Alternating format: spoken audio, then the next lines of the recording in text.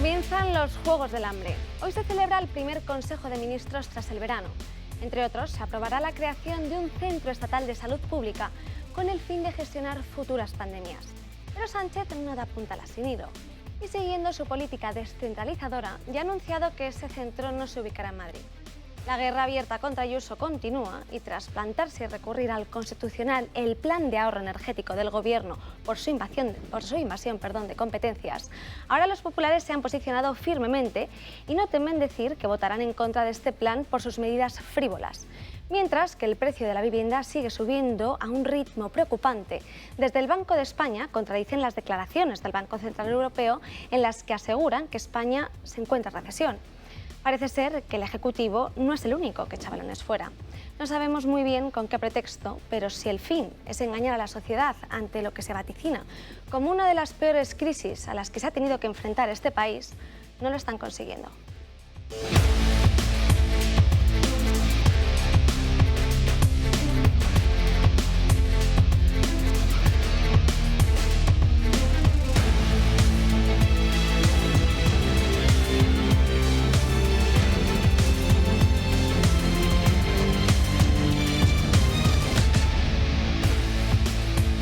Buenos días, 23 de agosto, martes, y saludamos en primer lugar a mi vera que está Víctor González. Buenos días. Muy buenos días. Muy contento de estar aquí con vosotros, de empezar a coger otra vez el pulso de la coyuntura política y especialmente de la económica, que yo creo que es lo que va a ir marcando nuestra agenda los próximos meses, como veníamos anunciando algunos desde hace ya una larga temporada. Y encantado de empezar la tertulia. La verdad es que el gobierno de Sánchez nos lleva a desolación, es como el caballo de Atila, ¿no? No va a dejar nada en términos económicos a su paso y habrá que reconstruirlo todo. Así que cuanto antes se vaya, mejor. Lo mejor, y yo creo que es el mensaje que además cerraría así, es que le queda poco tiempo en el gobierno. Bueno, esperemos. Josep María Francas, muy buenos días. Muy buenos días y esperemos que le quede poco porque el resto aguantaremos menos todavía de lo que le quede, pero en fin, yo que me dedico siempre a ver las televisiones todas, no sé si por masoquismo o por qué, hoy me he encontrado que la señora Kirchner ha salido bastante poco menos de lo que tocaba, porque me parece que es una noticia importante. Que la vamos a tratar. Que la Fiscalía ha ido por ella y sobre todo que en Argentina ha pasado lo que suele pasar en muchos países, que es cuando la izquierda es atacada. Recordemos lo que pasó con Lula da Silva en Brasil. La calle se lanza a pesar de que jurídicamente pues se parece que los estados de derecho se tienen que regular por el tema judicial, ¿no?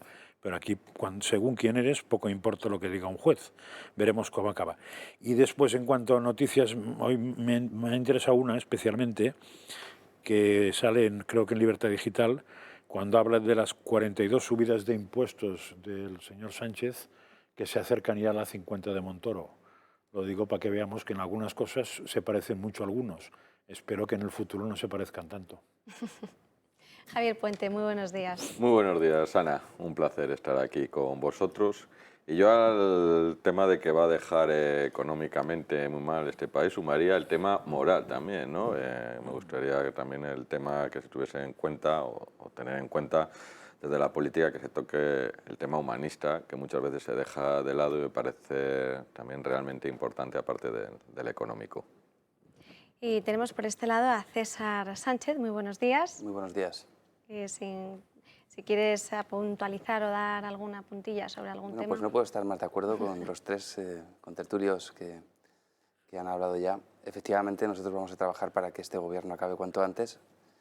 Yo creo que la inmensa mayoría de los españoles ya ha cambiado el clic, ya no soporta a Pedro Sánchez, ya da igual lo que anuncie, ya da igual las mentiras que diga, ya da igual lo que ocurra en los consejos de ministros como esta misma mañana. Nadie se cree absolutamente nada de Pedro Sánchez.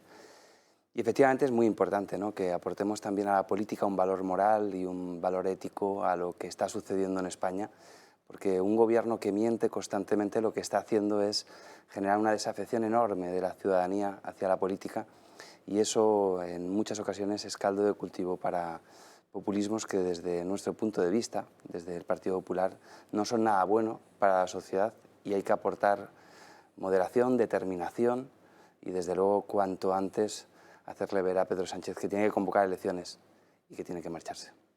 Patricia Sanz, muy buenos días. ¿Qué tal, Ana? Muy buenos días. A mí me gustaría sumarme al optimismo, ¿no?, de esta mesa, pensando que Pedro Sánchez va a abandonar pronto el poder, pero bueno, todo apunta que mientras que en esta semana vamos a asistir a la votación de pues otros decretazos más del jefe del Ejecutivo, así como de leyes ideológicas, en el sentido que apuntaba Javier sobre la cuestión también humanista, el presidente del Gobierno que tenemos está más preocupado quizás por irse de gira latinoamericana, asistiendo a países que son miembros pleno de la Internacional Socialista, quizás para labrarse un futuro profesional mejor fuera de España y, por tanto, dejando a nuestra suerte a los españoles este invierno tan duro que, como habéis apuntado al comienzo, nos espera.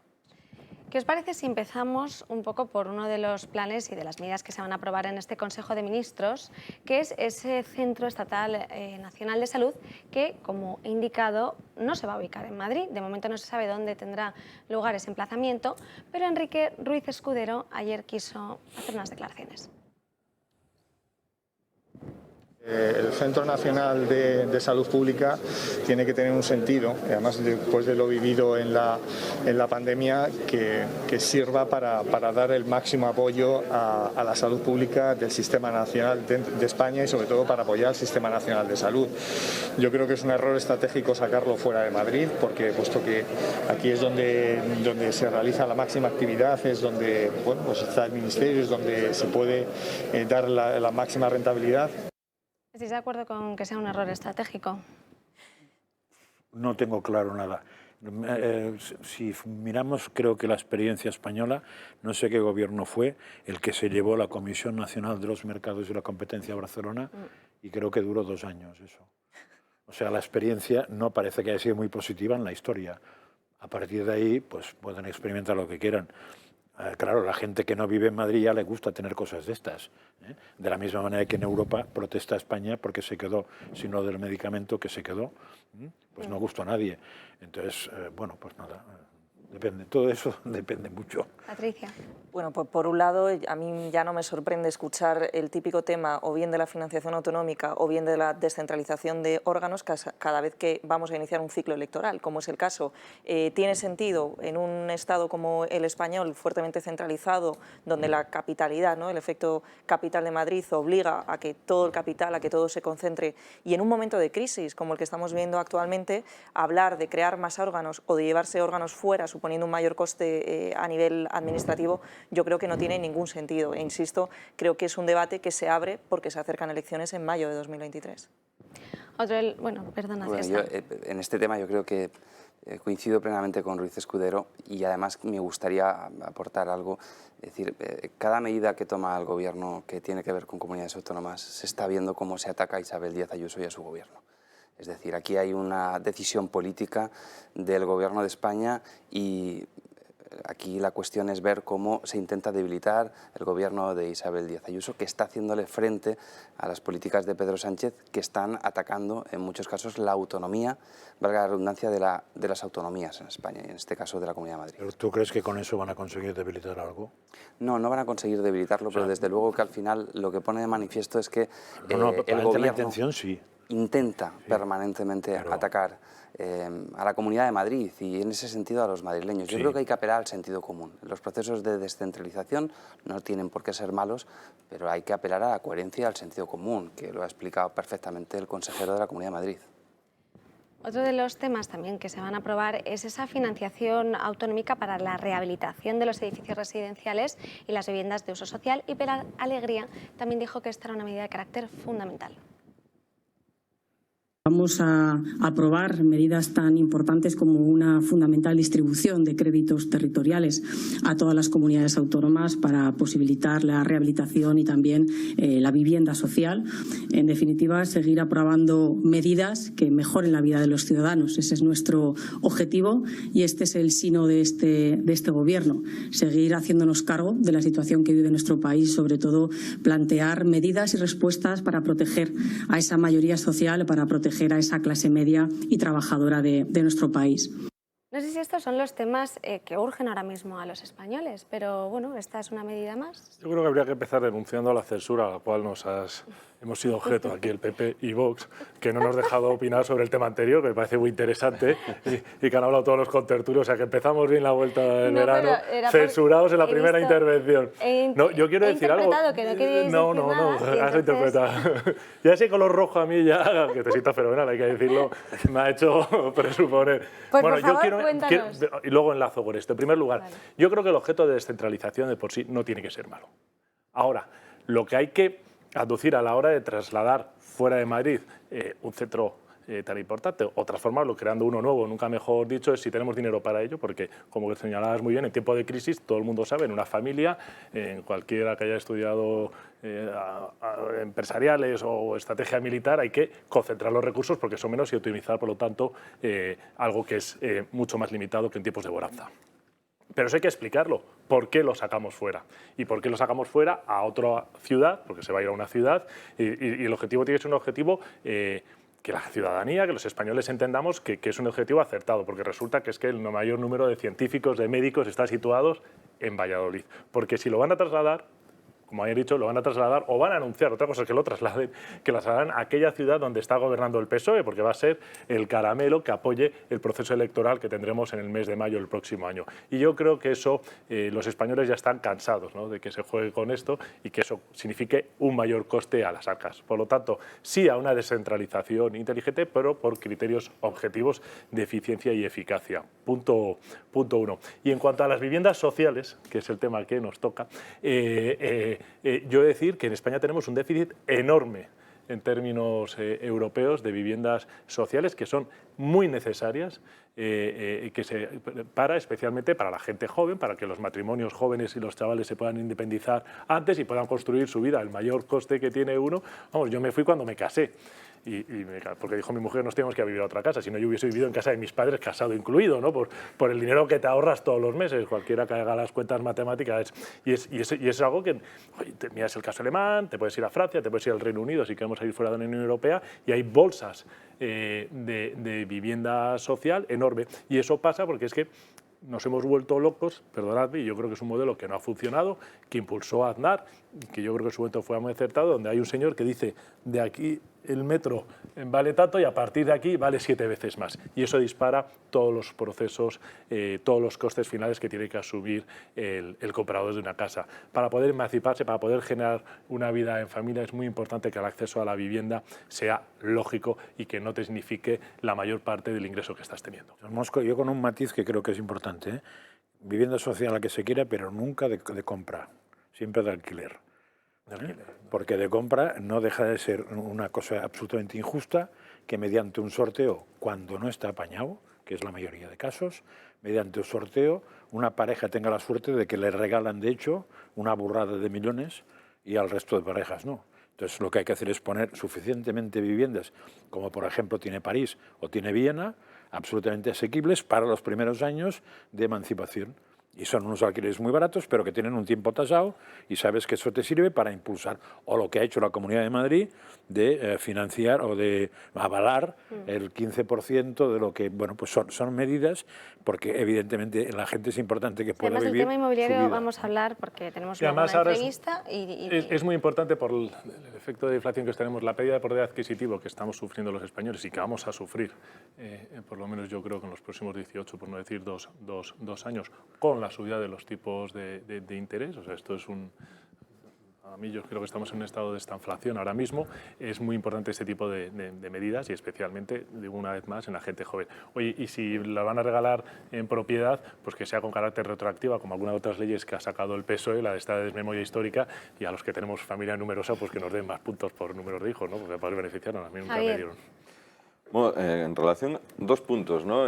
Comentar muy brevemente estos 2 puntos.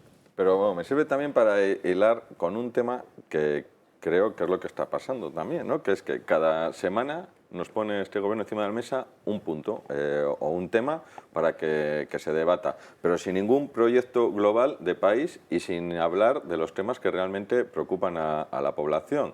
Entonces, al final van poniendo parches para que se consiga hablar de esos temas en concreto y no se hable del proyecto global que hace falta para nuestro país. Entonces, estos son dos temas. Luego ya las opiniones de cada uno, pues bueno, pueden ser particulares. Tema de descentralización, oye, además de un tema sanitario. Yo como cántabro y con un referente nacional como es Valdecilla, pues estaría encantado que con los análisis económicos que se hagan, que se descentralizase algo y que estuviese en Cantabria un tema sanitario, ¿no? Porque en Cantabria además estamos perdiendo población y nos interesa pues que haya puntos que el gobierno pueda invertir a nivel nacional y que recaigan en Cantabria, que somos una comunidad totalmente abandonada. Entonces, partidario de que esas inversiones que se puedan hacer con un análisis correcto, con un análisis en el que digas, oye, pues en este punto igual, en otras áreas igual no. Pero en el tema, ejemplo que ha salido aquí, el sanitario, pues Cantabria es un referente con un centro como Valdecilla y todo lo que está alrededor de ello, ¿no? Y el tema de rehabilitación de viviendas, pues como digo, es otro punto en el que dices, oye, que no se convierta en un plan E y que sea, ahí tiro el dinero sin ningún tipo de control para nada, ¿no? Yo creo que deberíamos de volver o hacer ese proyecto global de país y que todos esos gastos que sean, que realmente sean inversiones, que no sea gastar el dinero sin más ni más y que se convierta, como digo, en un plan E que al final costaba más el cartel que la rehabilitación que se hacía. Patricia, por si quieres... Sí, yo me uno, ¿no?, a la necesidad que hay en España de incrementar el acceso a esta vivienda social y además en alquiler, no cabe la menor duda, puesto que ha habido una serie de especulaciones bueno, pues brutales, ¿no?, durante los últimos años. Lo que sí es cierto es que, bueno, volviendo al tema de la descentralización, ahora que la habéis citado, sí que me gustaría hacer un apunte. A veces pensamos, ¿no?, que el crecimiento económico de las regiones, de las comunidades autónomas, se mejora con más inversión pública, cuando los datos, o por lo menos estos del último año, donde ante una crisis vemos lo que realmente cuestan las cosas y de dónde viene realmente el beneficio, lo propio sería mejorar a lo mejor más que la inversión pública, las políticas fiscales. La Comunidad de Madrid, en este caso con el Partido Popular, es un claro ejemplo de ello, o incluso a nivel consistorial madrileño, donde también ha participado Vox, y además en el tema de la vivienda. Es una de las, pues yo incluso me atrevería a decir, uno de los ayuntamientos de España donde más ha ayudado a la gente joven, donde más ha ayudado, por cierto, políticas de derecha a las mujeres solteras, y donde también más se ha invertido, por ejemplo, en formación profesional. Por tanto, hay otra serie de ayudas, ¿no?, y de políticas, sobre todo, indico, fiscales, de bonificaciones y de llamamiento a riqueza privada, que son las que realmente ayudan a crecer a una comunidad autónoma, en el caso español. Lo que pasa es que una cosa no quita la otra. Es decir, yo entiendo que el truco está en facilitar que la sociedad civil cree empleo, porque en el fondo es el que la crea. Sí. Ayer o hoy salía que lo que había creado el Estado, mentira podrida, los Estados no crean nada. Entonces, eso es perfecto, pero otra cosa distinta es, si hay que crear un organismo, que hay que estudiarlo para no crear tonterías, que hemos creado muchas, entonces, ¿dónde se ponga? Pues yo creo que no es mala filosofía el que se pongan según qué zonas, lo que decías tú. De la misma manera, insisto, que cabreó mucho cuando como se llame del medicamento, no fue a Barcelona, sino que fue no sé dónde. Porque además era bastante absurdo, porque en Barcelona, mira que hay laboratorios, pero además eso es que si hay que crearlo, ya te interesa que se cree, porque al final cualquier actividad de estas o cualquier organismo de esos desarrolla un tejido privado salvaje alrededor, O sea, desde taxis, hoteles, hasta todas aquellas empresas que les interesa estar cerca de donde se toman las decisiones. Con lo cual, no quita una cosa a la otra. Lo que pasa es que hay que hacerlo, como decía Víctor, con cabeza y, como decías tú, Javier, con un plan a largo plazo. Es decir, ¿qué pretende este país? Entonces, si lo que este país pretende es determinada cosa, pues habrá que ir subiendo los escalones para llegar a determinada cosa. Y tendrá sentido. Si lo que pasa es lo que pasó con la Comisión Nacional del Mercado que digo yo, que fue allí gran cabreo, porque claro, era una cosa que estaba creada, que la gente que trabajaba en Madrid tenía que trasladarse a Barcelona, con lo cual era un lío, pues duró 2 años, o 1 y medio, o 3, porque no tenía ni pies ni cabeza. El descrédito que produce que luego te quedes sin realmente el organismo donde has planificado tenerlo. Recordemos lo que estabas indicando, la Agencia Europea del Medicamento, que iba a acabar en Barcelona y al final no, por una cuestión política. Sí. Se dice, ¿no?, que sucedió. Pues oye, hay que planificarlo muy bien, hay que planificarlo con tiempo, porque ya no es solo de cara a nuestro propio país, sino también el crédito europeo, claro, en ese caso, que perdemos. Además de que perdimos mucho dinero. Con la Agencia Europea del Medicamento, desde luego, que tenía que estar en Barcelona, pero Yo no sé si fue efectivamente una cuestión política. Desde luego que el clima político de la izquierda radical en Cataluña y de los independentistas no ayudó para nada. Yo viví aquello en primera persona porque también la Comunidad Valenciana intentó que la Agencia Europea del Medicamento pudiese estar en la Comunidad Valenciana y al final pues se decidió otro destino. Yo creo que es muy importante, por tanto, que haya estabilidad política, que haya un buen clima político en un país, en una comunidad autónoma, precisamente para atraer inversiones. Y apelando a dónde puede ir o no un organismo público y el proceso de descentralización, yo creo que lo importante es aplicar el sentido común y la coherencia. No podemos estar efectivamente diciendo que un organismo va a un sitio por una cuestión electoral y coincido que al final el estímulo económico de una región está no solamente en llevar un organismo que puede influir, que puede dinamizar la economía, sino en las políticas que se ponen en marcha en ese mismo territorio, ¿no? Y buscar soluciones mágicas es ciertamente complejo. En relación a las declaraciones de la ministra, yo me gustaría resaltar que la Comunidad de Madrid propuso esas ayudas a los colegios y Celaá dijo que no.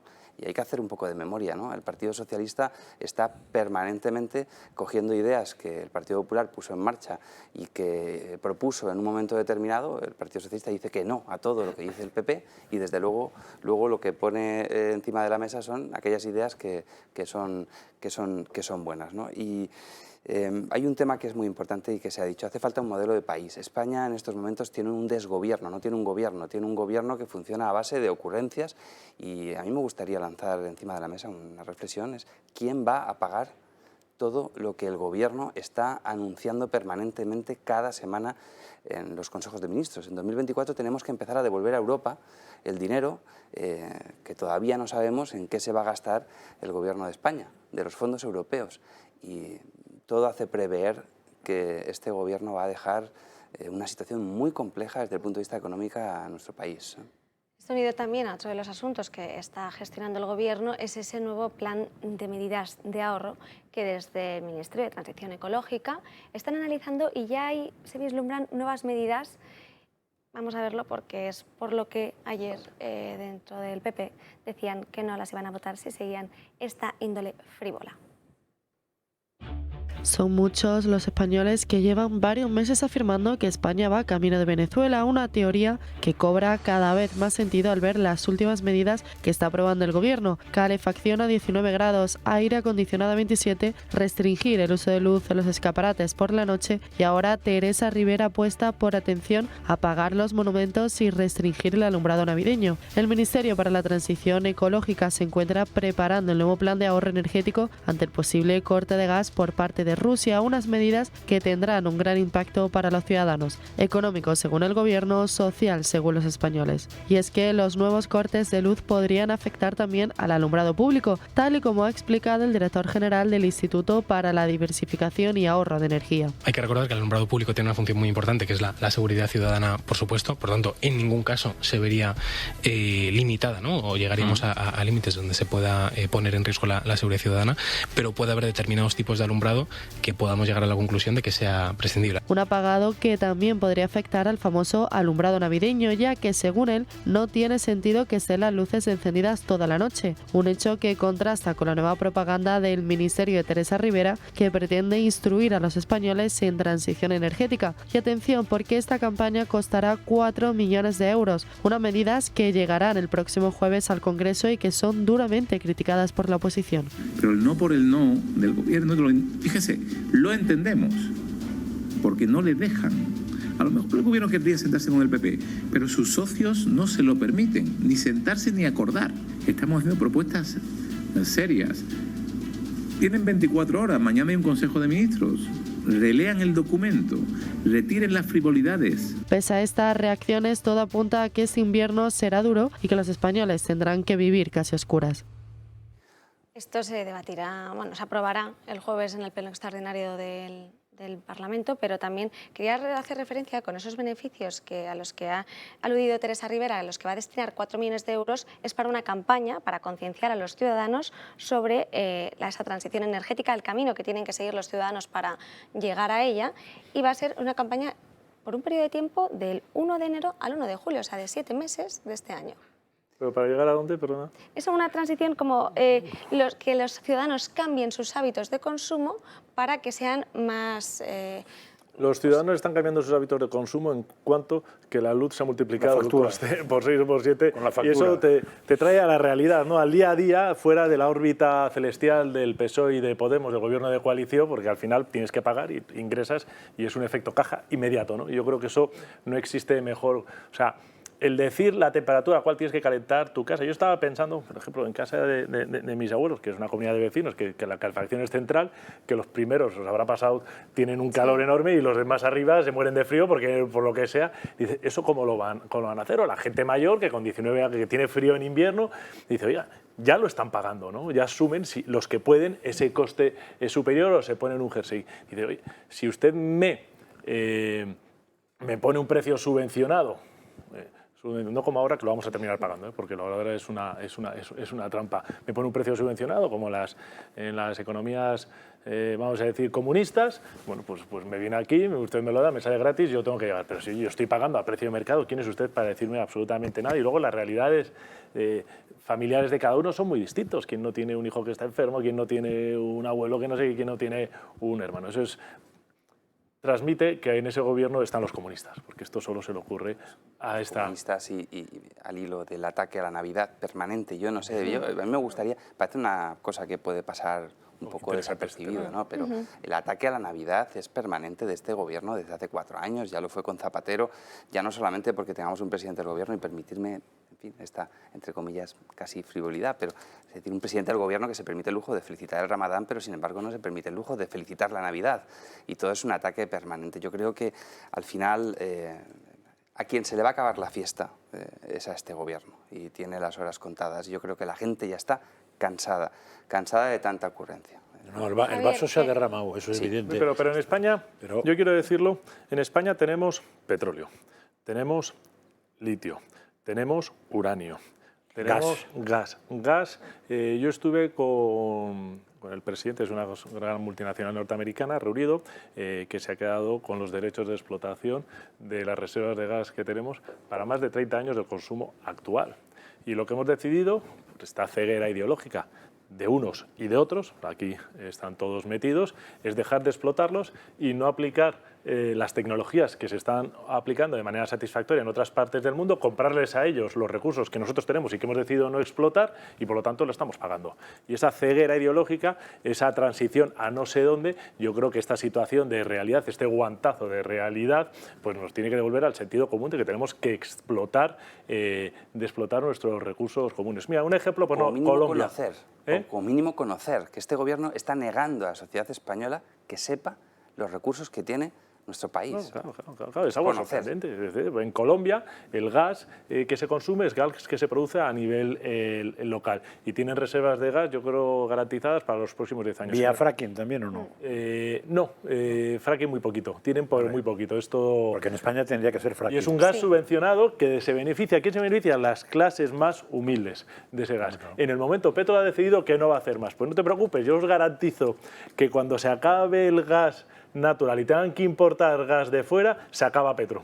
Lo mejor que puede ocurrir es que lo haga, se acaba Petro. Es inviable la clase media colombiana y las clases menos pudientes sin ese precio nacional que no está afecto por los precios internacionales del gas. Y en España tenemos esa oportunidad única y no la estamos explotando, y eso es ceguera ideológica de todos los gobiernos. Debemos recuperar el sentido común. Javier, que ha intentado hablar en varias ocasiones. 2 puntos más de los que hablábamos antes, ¿no? Una semana sacan que el aire acondicionado lo bajes 1 grado, otra semana que apagues las luces, y no hace falta que nos lo digan. Yo, como padre de familia numerosa, ya te digo yo que no tengo las luces encendidas por gracia, o sea, porque sé que al final llega la factura y todos sabemos lo que es la factura, y en una empresa pasa lo mismo. Ninguna empresa tiene máquinas encendidas porque dice voy a gastar aquí, o sea, las tiene encendidas si son productivas y si al final da un rendimiento a la empresa. O sea, yo creo que nadie nos tiene que hacer una campaña para concienciarnos de que apaguemos la luz, porque ya lo vemos en la factura.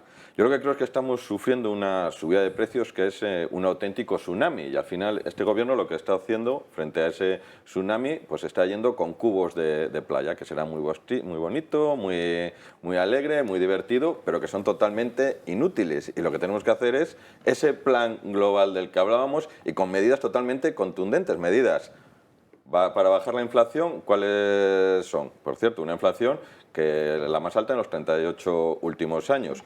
Pero lo que llevamos presentando bastante tiempo o varios meses, las únicas formas de bajar esta inflación es bajar los impuestos, devolver todo aquel dinero que se está recaudando, 16.500 millones por esa subida de la inflación, devolvérselo a los ciudadanos y luego eliminar gasto improductivo. Porque aquí, y hago mención a lo que decía José María, este gobierno, 42 subidas de impuestos, reducción de gasto, eliminación de chiringuitos, ministerios, 0.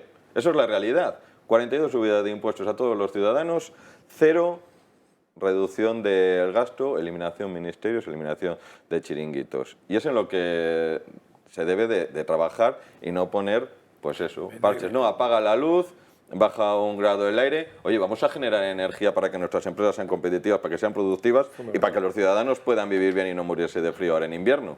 Pero creo que has puesto en solfa todo el tema, ¿eh? Es decir, lo que está pasando en España, que no es ajeno a lo que está pasando en Europa, es una cuestión económicamente crítica. Y en parte viene por los combustibles, o por la electricidad, o por la energía y los precios. Pero es que yo no sé qué tiene Francia, pero España sí tiene solución.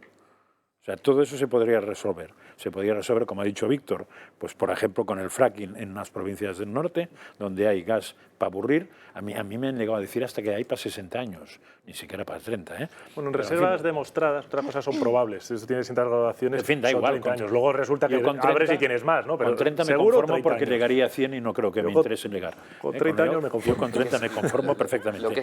Pero que esa es una opción. La otra opción es alargar las centrales nucleares. La otra opción es construir alguna, que Francia va a construir la tierra. O sea, soluciones hay cientos para resolver todo ese tema. Y otra solución que ayer aquí José Ramón Herrera la explica cada vez que se le quiere escuchar, es que mirando los gastos, o sea, el dinero que España tira a la basura, está entre 60.000 millones y 150.000 millones que cuestan media hora el rebajar. Con todo eso arreglas la economía española sin ningún problema. Con lo cual, ¿cuál es el problema real que tiene la economía española? La clase política que nos está mandando, no nos engañemos. No es ni que el gas sea muy caro, que todo eso añade, pero como tenemos una clase política, no sé si de qué calificativo podría hacer para que no fuera un insulto y fuera mal interpretado. Sí, sobre todo cada uno que piense el que quiera, porque puede aplicarles muchos. Pero nuestro peor virus, nuestro peor Putin, al final, como por efectos, se llama el gobierno de España. Pedro Sánchez, Podemos, Pedro y Pablo, Pablo y Pedro, la ministra de Transición, la transición con ministra, lo que coño queramos. Pero esa panda de puntos suspensivos. César. El precio de megavatio hoy está en más de 380. Sí, que lo vamos a comentar también. Es una auténtica salvajada. Sí, pero en Francia parece que hoy está a 400 y mucho. Sí, pero España puede ser perfectamente independiente y puede tener perfectamente autonomía energética. Primero porque tenemos renovables, un parque potente de renovables, tenemos las centrales nucleares, que no es que se puedan, es que se deben alargar las centrales nucleares. Tenemos además un buen parque de regasificadoras que no tiene el resto de países de Europa, no tiene Italia, ni tiene Francia, ni tiene Alemania. Es decir, nosotros hemos hecho bien nuestros deberes a lo largo de los últimos años y tenemos la capacidad además, descubriendo fuentes nuevas de energía, de ser independientes y tener cierta autonomía. Y eso debería ser además un elemento de competitividad de nuestra industria y no lo está siendo respecto al resto de Europa. Antes de que me reveléis más temas que vamos a tratar a continuación. Déjame una coletilla muy rápida. ¿Puede ser, César, que fuera en época de Rajoy donde se cerró la única central nuclear que se ha cerrado en España? Bueno, a ver, vamos a ver. Las centrales sería nucleares, interesante hay que ver también el punto de partida de estas centrales nucleares y la capacidad que tienen de luego poderse alargar la vida útil. Esta no se alargó. Estas 6 que nos quedan, desde luego, se pueden alargar y nosotros hemos el anterior también. Que se alarguen la vida útil de las centrales nucleares. Pues la que cerró Rajoy también se podía haber alargado. Y ahora sí, os tengo que parar porque nos tenemos que ir a publicidad, pero no sin antes recordarles a los espectadores que para que conozcan estas noticias que no escucharán en otros medios de comunicación, porque son contundentes, claras y sobre todo con la verdad por detrás, tienen que hacerse del club de amigos para que podamos seguir haciendo toda esta programación. Tienen que llamar al 91 616 24 64, 91 616 24 64 y unirse a nosotros. En breves momentos continuamos. Continuamos las 12:30 pasadas de la mañana y tenemos que hablar de un tema muy preocupante, que es el tema de cómo se encuentra el mercado inmobiliario. Es decir, conocíamos en junio cómo el precio del alquiler subía a casi un 6,4%.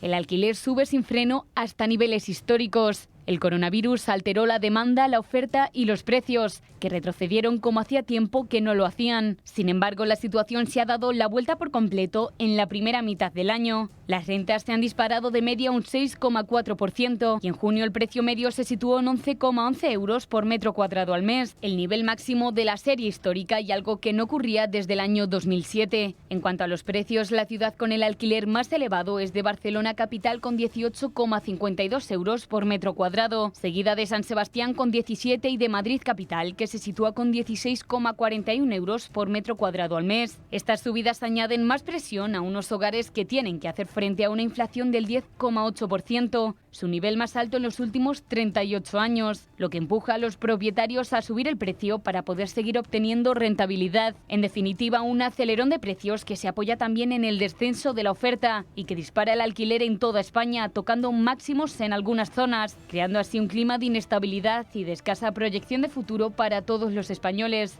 ya que ni siquiera el tope del 2% impuesto por el Gobierno ha podido frenar estos incrementos. Y de este tema nos va a hablar sobre todo José María Alfaro, que es el coordinador general de la Federación Nacional de Asociaciones Inmobiliarias. Muy buenos días. Muy buenos días, Ana, encantado. Encantada.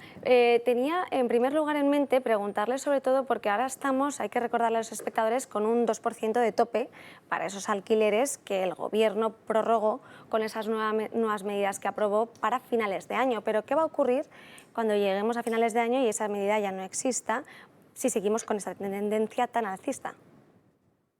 Bueno, pues en opinión de los profesionales, de los agentes inmobiliarios, esta medida que se aprobó en abril es contraproducente, no está sirviendo más que para que se produzca lo que hemos dado en llamar el efecto ancla. Y lo explico, el efecto ancla significa que desde ya el otoño pasado, la gran mayoría de los arrendadores, a la hora de tocar la renovación anual del contrato de arrendamiento, si ese contrato estaba funcionando bien, tendían a no actualizar la renta según IPC, o al menos lo hacían parcialmente.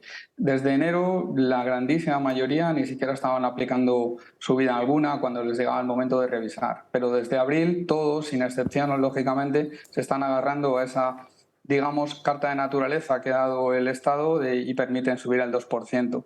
Es algo completamente antinatural, es decir, que no sigue unas reglas de juego del mercado razonables, sino que bueno, pues tiene que ver con esa idea de regularlo todo que se está intentando implementar desde el Gobierno para el mercado inmobiliario, y nosotros sinceramente que lo que perseguimos es un cierto equilibrio de mercado y poder satisfacer oferta y demanda, pues entendemos que son medidas contraproducentes, con lo cual si realmente en diciembre no se prorroga, para nosotros será una buena noticia en realidad. Sí, porque era un poco relacionado con la siguiente pregunta que le quería hacer sobre ayer conocíamos cómo Podemos exigía al Gobierno que para aprobar los presupuestos generales del Estado del año que viene quería intervenir de alguna forma el precio del alquiler para no solo en algunas comunidades autónomas, sino en todas, y que afectase a todos los propietarios. Pero esto no, o sea, quería preguntarle si es una buena medida, pero creo que me la ha contestado bastante bien con la anterior reflexión. Bueno, en realidad esa hipotética medida que se lleva ya meses especulando, para empezar nos parece inviable. Para continuar nos parece absolutamente inejecutable, porque las competencias en materia de vivienda están delegadas a las comunidades autónomas y ahí habría un cisma importante. Y por último, consideramos que el problema no radica en limitar los precios. El problema que tenemos en España con los alquileres, que es un problema muy grave en las principales ciudades, es un problema fundamentalmente de seguridad jurídica y de falta de oferta.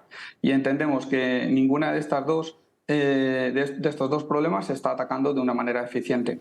También conocíamos el dato de que el precio de compraventa seguía subiendo a niveles, o sea, ya tenemos el 7,4%, y que esto sigue, esta tendencia sigue, pero ¿cuándo se va a frenar? Bueno, de hecho ya se está frenando. Lo que pasa es que todas las estadísticas que recibimos pues tienen un decalaje de 3, 4, 6 meses, pero los agentes inmobiliarios ya estamos percibiendo que el mercado, digamos, está acompasando ritmos, está en definitiva aumentando levemente los tiempos necesarios para vender una propiedad, y eso es como consecuencia de los precios de los que partimos y de la subida de los tipos de interés. De forma natural, este último cuatrimestre del año que tenemos por delante va a marcar unos ritmos inferiores y bueno, el mercado yo creo que parece que está tendiendo a, digamos, a estabilizarse de forma natural. Mientras no haya elementos externos que, digamos, distorsionen o que, digamos, implementen el factor miedo, porque al final nos estamos moviendo esencialmente, tanto en oferta como demanda, por especulaciones y por datos macroeconómicos y datos financieros. Y bueno, pues si no fuese por eso, el mercado inmobiliario en España estaba creciendo sosteniblemente, y nosotros pensamos que este leve enfriamiento que va a tener el mercado en términos generales en el último cuatrimestre va a ser positivo.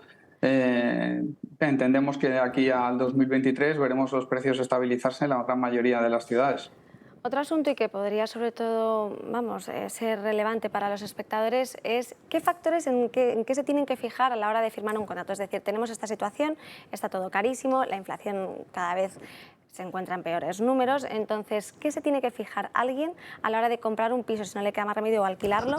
Que es algo que no puede pasar desapercibido. O sea, ¿qué podrías pues de alguna forma asesorarles? Bueno, pues en términos generales, si estamos hablando de la compra o incluso el alquiler de una propiedad, lo que yo invito siempre a los clientes es que analicen con un poco cabeza fría las características del inmueble, las circunstancias jurídicas, es decir, en el estado de cargas, y bueno, pues se asesoren y procuren tener información completamente actualizada. Asimismo, que se aseguren muy bien antes de entregar cualquier cantidad en concepto de señal, ante quién están entregando esa cantidad de señal, en función de qué términos, es decir, qué garantías les supone entregar esa cantidad de señal, o arras penitenciales, que suele ser lo habitual, o arras en definitiva. Y bueno, pues por último, que no tomen decisiones precipitadas y que no den por hecho que su casa o su vivienda, en definitiva, se va a tasar, en el caso de que necesiten financiación, por un valor semejante al de compraventa. Esto no siempre es así. Ahora mismo ya estamos en un cambio de ciclo donde, como decía antes, los precios creemos que van a tender a estabilizarse, y por tanto partimos de una posibilidad clara, que es que el precio de compraventa de una propiedad puede ser incluso mayor al valor de tasación. Entonces, antes de entregar una señal, es muy importante asegurarse que uno tiene solvencia financiera suficiente para poder hacer frente luego al coste de la hipoteca. Y sobre todo a su viabilidad. Tenemos en la mesa a Josep María Francas, que le quiere hacer una pregunta. Sí, bueno, un comentario y una pregunta. El comentario va un poco por lo que has dicho de que se está viendo un cambio de ciclo. Yo recuerdo que en la crisis anterior los bancos acabaron siendo las mejores o más grandes inmobiliarias, o las más grandes tenedores de inmobiliario en España, porque claro, la gente, como no podía pagar la hipoteca, no le quedaba más remedio que quedárselo. Y mucha gente que tenía alquilado un piso, pues se encontró con que el inquilino no podía pagar y se encontró con el piso vacío. Si la crisis que ahora va a venir, según casi todos los expertos, es superior al 2008, no quiero ni imaginarme lo que va a pasar. Con lo cual, el precio de la subida, o el gran problema de la subida de precios, yo creo que nos podemos tranquilizar, porque el problema no va a ser ese. El problema va a ser que la gente no va a poder pagar lo que tienen ahora, y que o bajan los alquileres o se comerán con patatas fritas lo alquilado. Si no, vamos a la ocupación, que también es verdad. Pero la pregunta que te iba a hacer yo es, has dicho que el gran problema cuando suben los precios era doble en España: la inseguridad jurídica y la falta de oferta. La falta de oferta la entiendo perfectamente, y la inseguridad jurídica también, pero ¿en qué sentido, o concrétame un poco más la inseguridad jurídica? Es decir, ¿qué puñeta está haciendo mal España que jurídicamente hace que no se pueda, o que no funcione el mercado? Pues sí, con mucho gusto. Además, desde los agentes inmobiliarios, desde la Federación, estamos propugnando medidas, o digamos, intentando aportar ideas como soluciones, porque el problema yo creo que es bastante evidente, como bien decías. Bueno, a ver, la inseguridad jurídica parte, en primer lugar, de la última modificación legal que se hizo a la Ley de Arrendamientos Urbanos en marzo del 2019, donde, entre otras muchas cosas, se limitaban las garantías exigibles a los inquilinos. Esto ha provocado que ahora lo que ocurra es que en los lugares donde la oferta escasea y se acumula la demanda, se produzca lo que llamamos un efecto casting. Y a pesar de todo, eso quiere decir que por cada propiedad, digamos, hay entre 15 o 20 candidatos que cumplen todos los requisitos a priori. Pero al final, ¿cómo los filtramos? Pues los tenemos que filtrar por cuestiones objetivas, por estabilidad laboral, por el porcentaje que supone la renta respecto a sus ingresos estables. Pero nos encontramos con una ley que nos limita las garantías exigibles a 3 meses de fianza, pero por otro lado sabemos que el tiempo medio para recuperar las llaves de una propiedad en la que se produzca un impago o un incumplimiento grave, el tiempo medio en España se oscila entre los 6 y los 12 meses y en algunos casos se va a los 15 meses. Esto lo que está haciendo es que haya propietarios que puedan responder de 2 formas, o de 3, mejor dicho. Una, retirando la propiedad del mercado y vendiéndola, o directamente cerrándola. 2, aumentando la renta, lo cual consideramos que es un error para filtrar el número de demandantes potenciales, consideramos que es un error hacerlo y lo hacen los menos.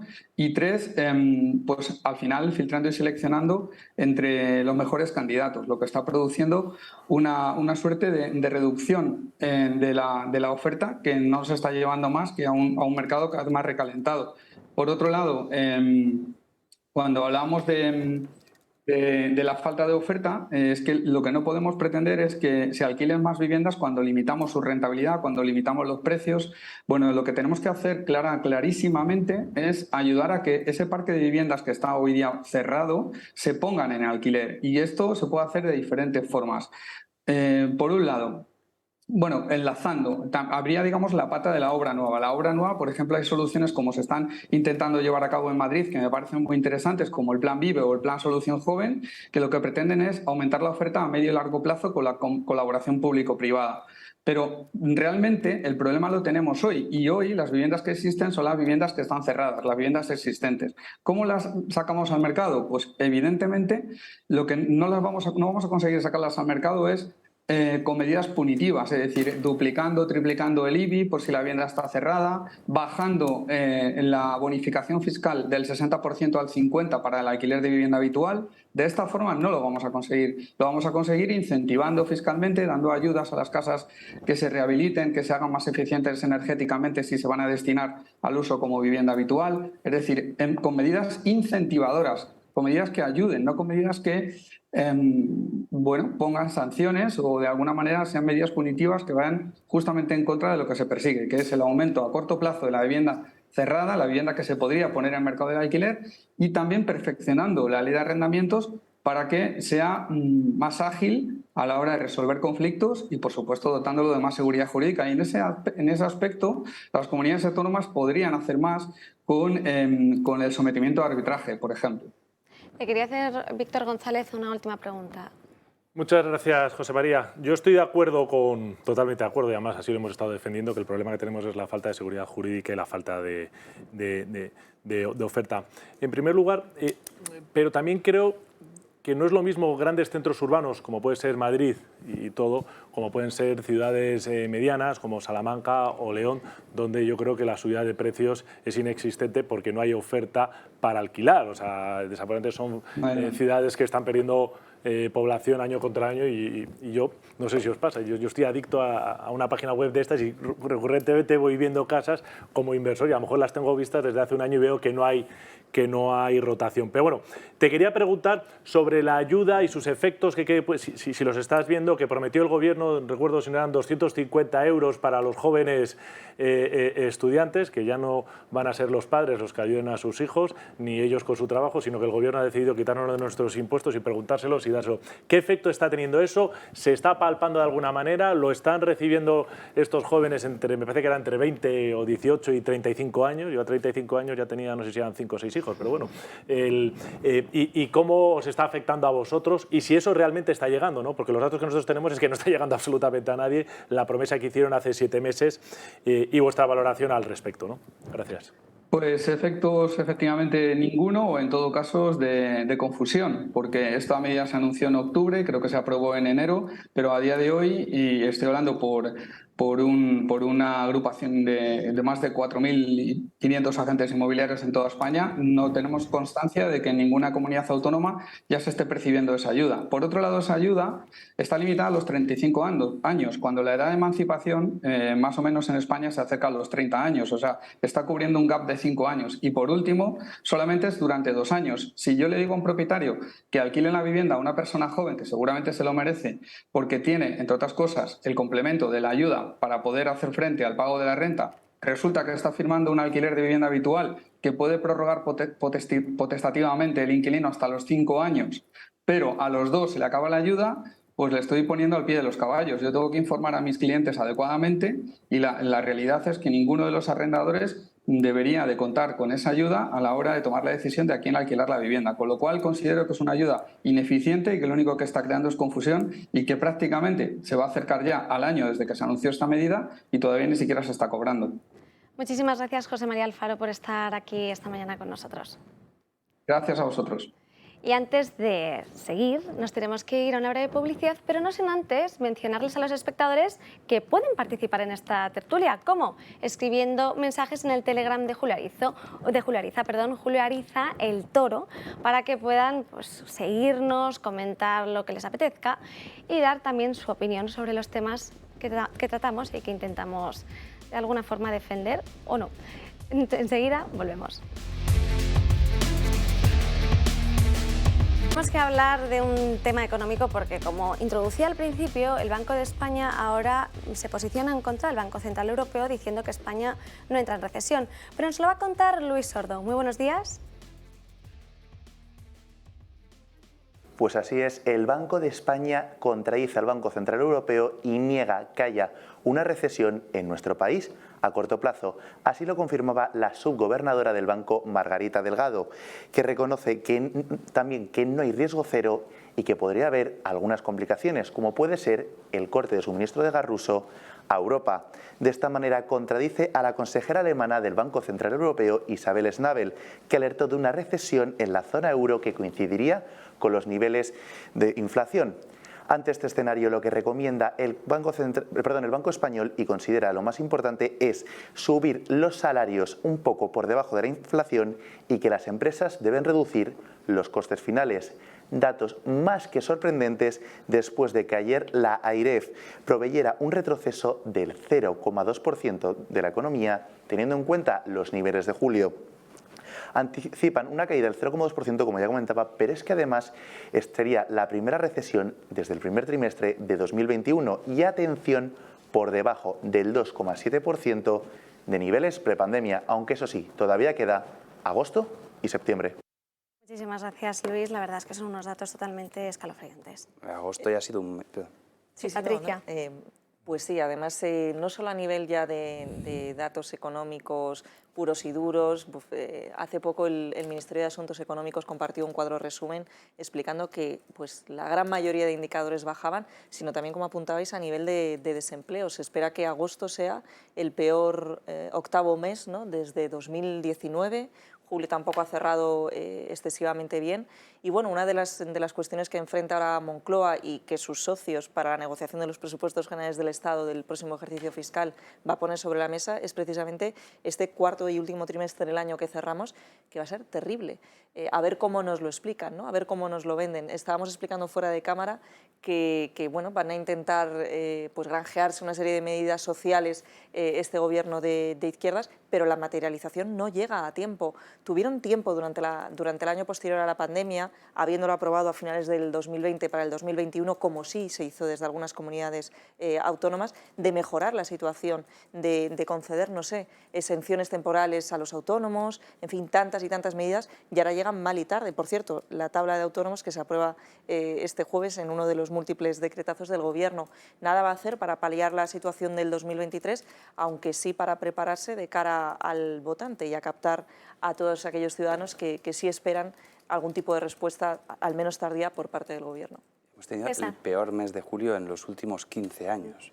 Se prevé que en agosto la destrucción de empleo también sea de las peores en los últimos años, ¿no? Tenemos un último trimestre del año preocupante y a la ministra de Economía peleándose con todo el mundo, peleándose incluso con el Banco de España en cuestión de crecimiento, el Banco Central Europeo, la OCDE, es decir, no coincide ningún dato de la señora Calviño con ningún organismo público económico, ni nacional ni internacional. Tenemos una situación muy complicada. Viene la reforma de las pensiones, donde también se va a pegar un hachazo a las pensiones en nuestro país. Hablabas de los autónomos, Escrivá prepara también subir las cuotas a los autónomos. Es decir, tenemos un gobierno que permanentemente está quitando a quien más lo necesita, que está subiendo los impuestos y, como comentábamos antes fuera de cámara, luego dedicándose a dar menudeo, es decir, ayudas que no llegan a nichos de población con un único objetivo, que es intentar tener una imagen preelectoral de cara a mayo-junio del año que viene y las elecciones de diciembre del 2023. Sin embargo, estos datos que ahora que apuntas, ¿no? El desempleo juvenil, estaba pensando que tanto utilizó la izquierda durante las últimas elecciones como fueron las andaluzas, no les ha servido de absolutamente nada, ¿no? Andalucía, justo al término de toda la campaña electoral intensa que vivimos, que nos servía como termómetro para medir las próximas municipales y autonómicas, donde la izquierda intentó utilizar, bueno, pues una mejora de la situación, en concreto en esa región, no les ha servido de nada, y yo confío en que el votante, ¿no? Así lo está intentando el señor Alberto Núñez Feijóo, mirando un poco más hacia la izquierda, ¿no? Apoyando en cierta medida al votante socialista, bueno, pues que sirva de algo y que sea la antesala de lo que podría suceder en un cambio de ciclo a nivel político. Yo muy breve. Hay dos cosas, son los datos son malos, la política económica del gobierno no funciona, y después está el estado de ánimo del país, el estado de ánimo de los españoles. Los datos no son buenos, pero es que el estado de ánimo en relación a las elecciones en Andalucía, el estado de ánimo de los españoles es de hasta aquí hemos llegado. Y han desconectado absolutamente ya de las políticas. Da igual lo que anuncie el Partido Socialista en los consejos de ministros, da igual las ayudas de 250 euros que no llegan a los jóvenes para alquilar una vivienda, da igual lo que inventen cada semana. El estado de ánimo del país se acabó. Y eso yo creo que es algo que es coincidente. Pero César, si fueran inteligentes, se supone que eso hace que vayas a peor. Con lo cual, cuanto antes pares la caída, antes salvarás los muebles. Y sobre todo porque no tendrás, claro, pero sobre todo porque no tendrás que poner las medidas que van a acabar de ahorcarte. Pues claro, en el momento que hagan, porque aquí hay que recordar una cosa que no se recuerda nunca. Se habla siempre de que Rajoy pegó un hachazo a los temas sociales, las pensiones, mentira podrida. O sea, eso lo hizo un tal Zapatero. Zapatero machacó las pensiones y machacó a los funcionarios. No lo hizo por propia voluntad. Lo hizo porque no le quedó más remedio. Entonces, como Sánchez no corra en convocar elecciones, lo va a tener que hacer él. Y eso ya se sabe cómo acaba. Que acaba no solamente que Sánchez se vaya a su casa, sino que se va Sánchez, se va el presidente de Castilla-León, el de León, no hace falta, Castilla-La Mancha, el de Cantabria, etc. Van a caer todos, alcaldes incluidos, como pasó en la anterior crisis de Zapatero. Que los grandes alcaldes no resistió ni uno. Se ha demostrado que el ego de Pedro Sánchez es supera el cerebro. Inagotable. Y que la presidencia europea de finales del 23, principio del 24, lo tiene él como un regalo vital en su vida y le da igual, caiga quien caiga, está pensando en esa presidencia europea, está pensando, antes se comentaba, en su salida incluso de la política española, y cuando tú tienes un presidente del gobierno que está más pendiente de cuál va a ser su próximo trabajo que del actual, tenemos un problema. Cuando tenemos una ministra de Transición Ecológica que está pensando en qué organismo va a presidir cuando deje de ser ministra del Gobierno de España, que de ser ministra del Gobierno de España, tenemos un problema. Y el organismo al que va a ir tiene otro problema más grande. Ese es se va a encontrar con un muerto. Yo le animo que se vayan, por favor, lo antes posible. Estamos deseando no se vaya al señor Sánchez y a los distintos ministros del Gobierno que se vayan a Europa, a donde les dé la gana. Les mandamos un ramo de flores y les deseamos buen viaje y que no vuelvan, por favor. Cuenta conmigo. Nunca mejor dicho, por no repetir los datos que vosotros habéis dado. La realidad es que no existe nunca un país en el mundo que en una situación de estanflación como la que estamos navegando entre vientos y flautas los españoles, incrementando el gasto, incrementando los impuestos, incrementando el déficit, se haya salido. No existe. O sea, no podéis mirar, no ha existido nunca. ¿Qué es lo que está haciendo el Gobierno de España y se empeña en hacer? ¿Por qué se empeña en hacerlo? Porque ellos están en sus agendas personales, como estáis diciendo vosotros, y están en sus mensajes electorales. Cualquier tipo de ayuda, a los 250, a los 500, para que mi hijo se compre el videojuego de no sé qué, para cualquier tipo de ayuda que se están dando, o estos, incluso los incrementos del salario mínimo, que ya hablaremos de los efectos de destrucción, que están cuantificados con un ejemplo, con un estudio ejemplar que hizo el Banco de España con la anterior, de más de 150.000 puestos de trabajo de personas que perdieron expulsados del mercado laboral por esa medida tan antisocial que tomó. Pero bueno, dicho eso, son nada, peanuts, cuando el coste de la vida te ha incrementado más de un 10%. Es que se diluye en ese mar. Entonces, la pérdida de poder adquisitivo de la sociedad española, que es lo que estamos hablando, es clarísima. Y a mí eso me preocupa enormemente, porque es que de vivir mal a vivir mejor, pues se va bien, pero de vivir, tener un estado de bienestar a vivir peor, eso crea muchísima tensión social, sobre todo en aquellas clases medias que están entre rentas medias y medias bajas, que se van a una situación límite. Y es a lo que nos está llevando el Gobierno de España.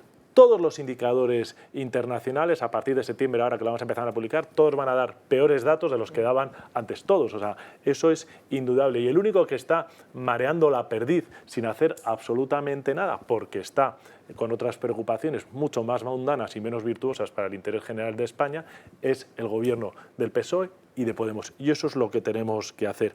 Y a mí me preocupan el estado de ánimo, que es importantísimo, y ya esta pérdida adquisitiva, también la falta de liderazgo del Gobierno de España. Porque si tienes un gobierno que es capaz de transmitir, oye, estamos en una situación complicada, porque la situación es muy complicada, pero es capaz de transmitir esperanza, de transmitir alegría, de dar tranquilidad. Pero tenemos un gobierno que manda unos datos a Europa y se los corrige. Tenemos un gobierno que nos reúne en la Comisión de Hacienda, nos suelta un rollo y al día siguiente manda unos datos y no tiene nada que ver con lo que nos ha contado en la Comisión de Hacienda o en la de la Economía.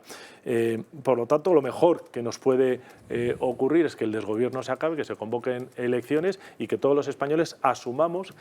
Yo recuerdo un discurso de Quintana, yo creo que fue en el año 78, pueden ver ustedes en YouTube, donde decía: prepárense porque vienen muy malas dadas, tenemos que hacer un esfuerzo nacional, que es lo que vamos a tener que hacer todos los españoles, y el que diga lo contrario, miente. Patricia. Sí, además yo en esa línea sigo el discurso. Yo creo que lo más importante de cara al 2023 es que el votante de izquierda entienda que esos dogmas que nos han intentado vender de protección del más desfavorecido son mentira. El Gobierno ha podido deflactar las bases del IRPF desde el tramo desde el tramo estatal, y no lo ha hecho. Podemos, su principal socio de gobierno, si te lees el programa, que yo tuve, no sé si la lindeza o desgracia el otro día de tener que hacerlo para preparar un artículo, decía que el IRPF solo hay que bajarlo hasta las rentas de 14.000 euros. Es decir, ¿y qué pasa con toda la clase media? ¿No? Es que son ellos los que tienen que soportar toda esta magnitud y mare magnum de ministerios que tenemos en España.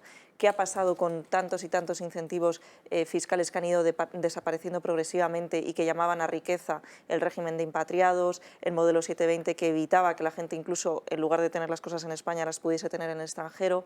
Han ido dilapidándose no solo por este gobierno, también por el del Partido Popular que hubo antes, tantas y tantas cuestiones que han ido afectando y empobreciendo a la clase media, que es hora de tomar acciones inmediatas. Este impuesto que se va a repercutir al final sobre los clientes, a las energéticas y a los bancos, es un impuesto que se podría evitar siempre que las elecciones sean antes de final del próximo año, puesto que se aplica para el ejercicio fiscal 2023. En fin, todavía estamos a tiempo, por el gobierno que esté por venir y siempre y cuando la convocatoria de elecciones generales no se retrase, de cambiar algo de las cosas, pero que el votante izquierda, y vuelvo al principio del argumento, Parlamento tenga en cuenta que los socialistas, junto con los comunistas que hoy gobiernan, no están haciendo nada por la clase media, ni siquiera vienen así impresas en sus propuestas y programas electorales. Y teniendo en cuenta, perdonadme que que intervenga, porque hay que tener en cuenta que el precio, por ejemplo, del gas, como habías vaticinado al principio, César, está ya en 300 euros el megavatio hora, sobre todo por el temor a que Putin no reabra ese gasoducto, y vemos esto en qué situación nos deja. Tensión en Europa por el precio del gas. Marca récord histórico por tercer día consecutivo y se encamina a los 300 euros el megavatio hora por el temor a que Putin no abra el gasoducto Nord Stream. Este precio se podría alcanzar del 31 de agosto al 2 de septiembre, cuando Rusia cierre el grifo al gasoducto alemán para realizar labores de mantenimiento. Una situación muy preocupante ahora mismo en Europa, pero el temor es aún mayor de cara al invierno. Por ello, algunos presidentes del viejo continente se ponen manos a la obra. Es el caso de Macron, que viajará el próximo 25 de agosto a Argel para intentar solucionar la restricción al gas provocada por Sánchez. El objetivo es lograr que el país envíe más gas a Europa. Macron no es el único líder que carga contra Sánchez. El canciller alemán Olaf Scholz pide sustituir el suministro europeo de gas desde Rusia por un envío desde Argelia pasando por España. Dicho transporte podría haberse hecho fácilmente si se hubiera construido Midcat, un gasoducto que conecta Francia y España con el fin de que el gas africano llegue más fácil al resto de Europa. Escuchábamos al canciller alemán, a Olaf Scholz, hablar de la necesidad de reforzar la interconexión energética de la península ibérica con el mercado energético europeo a través de Francia. Bueno, esto es algo que el Gobierno de España ha venido reclamando y demandando a Europa desde hace ya mucho tiempo. Medida que ahora se apoya a pesar de que en 2019 el Gobierno decidió cerrar el gasoducto. La interconexión gasista, con arreglo a la información aportada por la propia Comisión Europea, se trata de un proyecto ruinoso, que no tiene ningún sentido y sería un error acometer cualquier tipo de inversión en esta dirección. Un gobierno sin ideas para salir adelante de esta crisis y sin hacer caso a las medidas de la oposición. A lo mejor el gobierno querría sentarse con el PP, pero sus socios no se lo permiten, ni sentarse ni acordar. Por delante, un fin de verano con máximos históricos en el precio del gas, unas malas relaciones con Argelia y el temor a un invierno en el que España puede pasar mucho frío. En este punto hay que mencionar que Midcat, por ejemplo, se trata de una infraestructura que desde el año 2014 se había catalogado como estratégica y luego ya vemos las declaraciones de Teresa Rivera, pero Podemos también se posicionó en contra de que se abriera ese gasoducto. ¿Qué tendría que haber hecho España? ¿Abrirlo o no haber terminado las relaciones con Argelia? Porque nos encontramos que Argelia, hay que recordar que tiene dos gasoductos por los que entraba ese gas a Europa. Primero, que terminaban además en España, el del Magreb, que fue cerrado el año pasado por el conflicto con Rabat, y en segundo lugar, en Almería. Pero como este conflicto surge con España, nos encontramos en esta situación. Ya, pero lo que dice la ministra, que el proyecto era ruinoso, me gustaría que alguien me explicara dónde estaba la ruina. Lo que es ruinoso es poner todos los huevos en el mismo cesto, que es lo que hizo Alemania. Y lo que tampoco acabo de entender es que si los rusos o Putin o una tía suya corta el gas a Alemania y a otros países europeos, ¿qué tiene que ver con España eso? Que sepa yo, estamos, por cierto, hemos multiplicado por varios, no sé si por 2 o por 3, la compra de gas a Rusia. Sí, de hecho lo podemos ver. Con lo cual, son exactamente 3.000 millones de euros de importación. Claro, con lo cual, ¿qué tiene que ver el Midcat este? Porque no lo transportamos por ahí, sino que lo transportamos en barcos, o sea que no tiene absolutamente nada que ver. Y, para acabar de arreglar, me parece a mí que ahora mismo el que se opone, porque Pedro Sánchez ya no se atreve a oponerse y la superministra tampoco, el que se opone a que se haga este conducto es Francia, que no se acaba de entender porque la Unión Europea está dispuesta a financiarlo. Entonces tampoco entiendo por qué Francia no quiere eso. Yo entiendo la oposición, entiendo, no la comparto obviamente, pero la entiendo la oposición francesa, que lo que quiere es desarrollar su propia... O sea, la soberanía energética, término que ya todo el mundo empieza a compartir y que nosotros defendemos de nuestros orígenes, es esencial y es uno de los puntos esenciales de los sectores, el sector energético estructural de cualquier nación que quiere ser independiente en el mundo y quiere significar algo en el común de las naciones. Y Francia ha apostado por la energía nuclear, parecía que no, vuelven a apostar y lo que ellos lo quieren es potenciar su producción eléctrica a través de la energía nuclear y poder ser ese suministrador alternativo.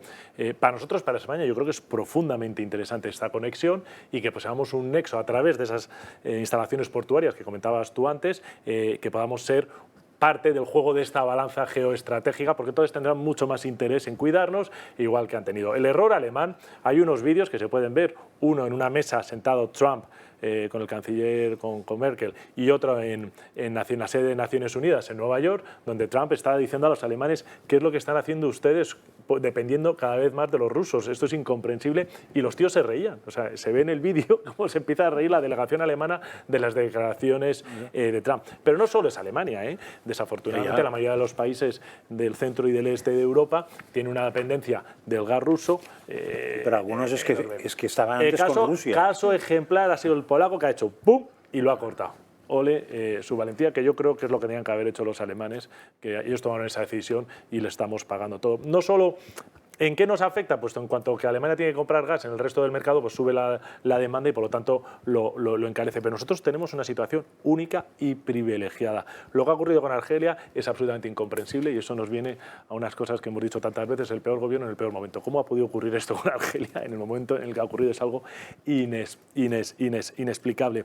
La competitividad en los costes energéticos para España es esencial, porque afecta directamente nuestra productividad, eso afecta directamente la retribución, y es decir, lo que vamos a ganar los españoles de media, y afecta a la competitividad de nuestra industria. Si queremos que nuestra industria siga en España, si queremos que se sigan fabricando coches en España, si queremos tener salarios competitivos, necesitamos ser competitivos energéticamente, y por lo tanto esto es absolutamente estratégico, esencial, como venimos denunciando. Y si podemos encima ser centro de suministro para el resto de Europa de una fuente energética, sea gas natural ahora, incluso sea hidrógeno, que es lo que dice la ministra, que es la excusa que pone por lo que dice que ahora le gusta un poquito más, bienvenido sea, y yo creo que es algo absolutamente decisorio, y que España debe apostar por desarrollar esa conexión con la Unión Europea, porque nos va a enriquecer de manera directa a la sociedad española. Más que faltan pocos kilómetros. No falta nada, es algo ridículo. Hay que decir, desafortunadamente, como tú has dicho tú, año 2014, que Rajoy, que lo pudo hacer, por lo menos haber hecho nuestra parte. Es verdad que los franceses estaban parados, y yo entiendo que los franceses no, porque empezamos a coger nosotros mayor preeminencia dentro de la Unión Europea a ese binomio franco-alemán. Lo que pone de manifiesto es que la política energética de este gobierno es un desastre. Ese rechazo al MidCat ahora se pone de manifiesto que fue un error. Negar la taxonomía verde de la Unión Europea en relación al gas y en relación a la energía nuclear fue un error. Ahora estamos rectificando, esperemos que el Gobierno también rectifique con alargar la vida útil de las centrales nucleares, que va a dar mucha seguridad energética.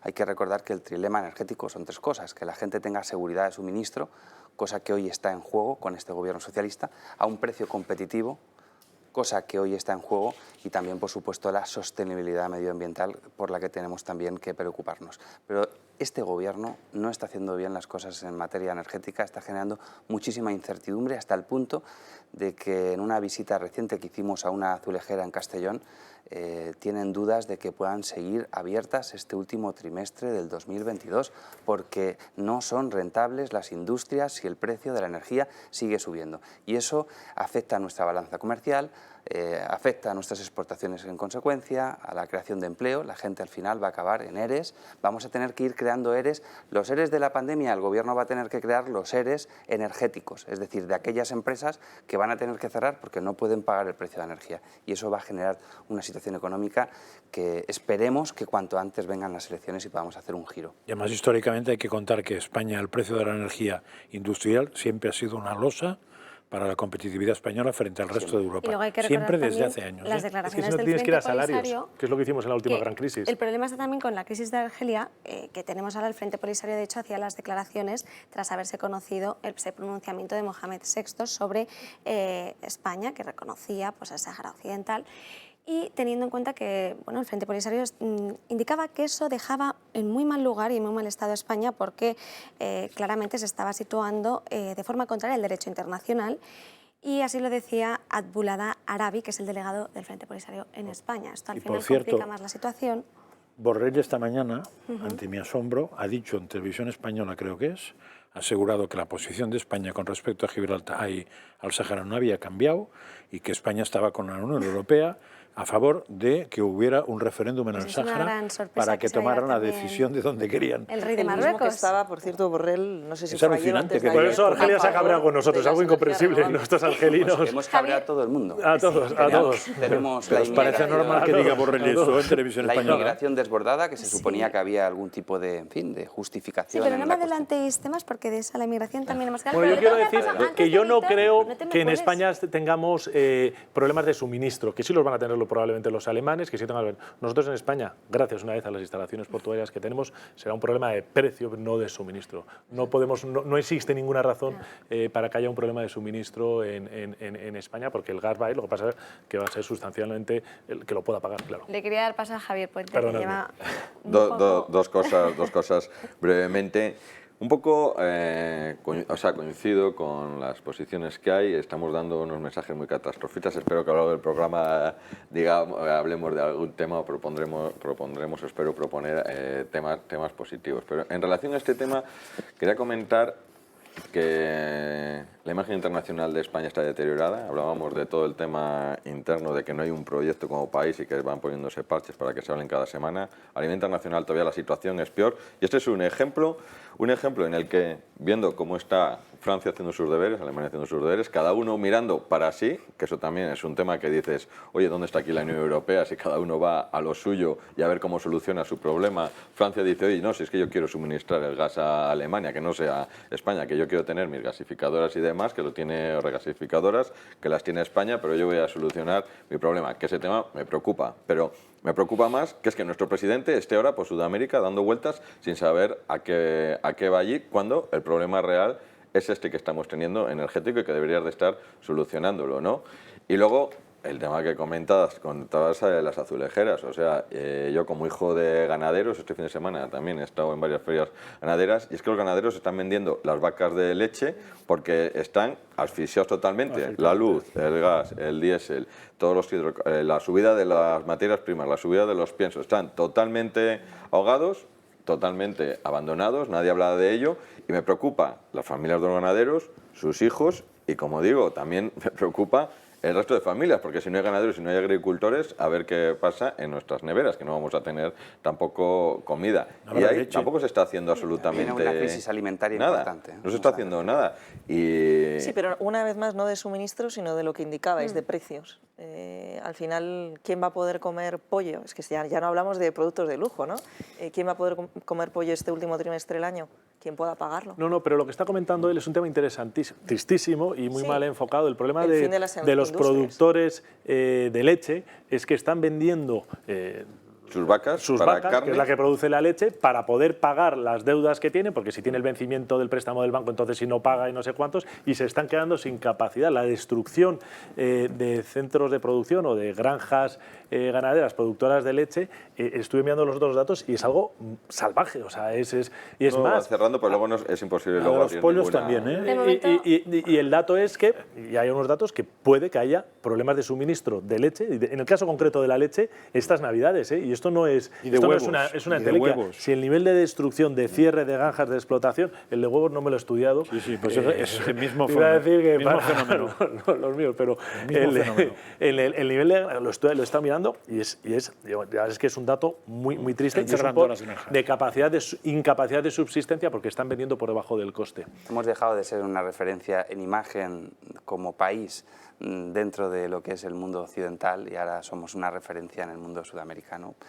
Claramente, no podemos ir a Argelia, no podemos ir tampoco a Marruecos, vamos a ver después de las declaraciones de Borrell, en Europa no nos podemos pasear mucho y ahora resulta que tenemos un presidente que se va a Sudamérica. En pantalla está haciendo las declaraciones en esa rueda de prensa del Consejo de Ministros la portavoz del Gobierno, Isabel Rodríguez, y ha anunciado, por ejemplo, que ya van a otorgar medidas, una beca para los estudiantes en el próximo curso de 400 euros anuales. Y a continuación hablará también Raquel Sánchez, que lo pondremos porque habla sobre todo de esas zonas catastróficas que se han declarado por los incendios. Pero si seguimos en este tema, en el sector energético, tengo que también recordar que ayer surgía esta noticia sobre cómo la Guardia Civil acusaba a Iberdrola de haber dejado sin agua e ingresos a la región de Ricobayo, en Zamora, al secar su embalse. Según la Guardia Civil, había indicios contra la eléctrica por un presunto delito contra el medio ambiente para maximizar sus beneficios. Había concluido que la maniobra de la multinacional había provocado problemas de abastecimiento a varias poblaciones. Pero si eso, yo no sé si fue a principio de año o a final del año pasado, aquí se habló de varios embalses que se habían vaciado, no sé si por parte de Iberdrola u otra de estas eléctricas. Y aquí vino un experto y explicó que el tema de esto es que la multa que correspondía era irrisoria. Bueno, pero es que ahora se expone a consecuencias de carácter penal. Ya, pero depende de quién sea en el penal, también es irrisorio, porque según a quién le afecten. Bueno, pues es que al final, no lo conozco, al final toda empresa tiene como objetivo la maximización de su beneficio, que no solo es económico, que también está, pero esto es una imagen, es un daño a la imagen pública de la compañía y al beneficio social que toda sociedad crea de riqueza. La realidad es que cuando el gas está a los niveles que está, dicen pues o meto más gas o meto más agua. No conozco el dato. Lo que sí viene muy bien es recordar que ahora vencen un montón de concesiones administrativas, de saltos de agua y de explotaciones, y que es un buen momento para sentarse a negociar en las condiciones en las que se dieron y los modelos de gestión que hay, que permiten, porque si lo han hecho, te puedo garantizar, es que la ley lo permite, que se lleguen a estas cosas. Pero el problema, bueno, estas son las grandes eléctricas, el problema no es de la iniciativa privada, el problema es del gobierno. Vamos a recordar antes de que Raquel Sánchez hable esas palabras del presidente del Gobierno sobre declarar esas zonas de categoría de emergencia.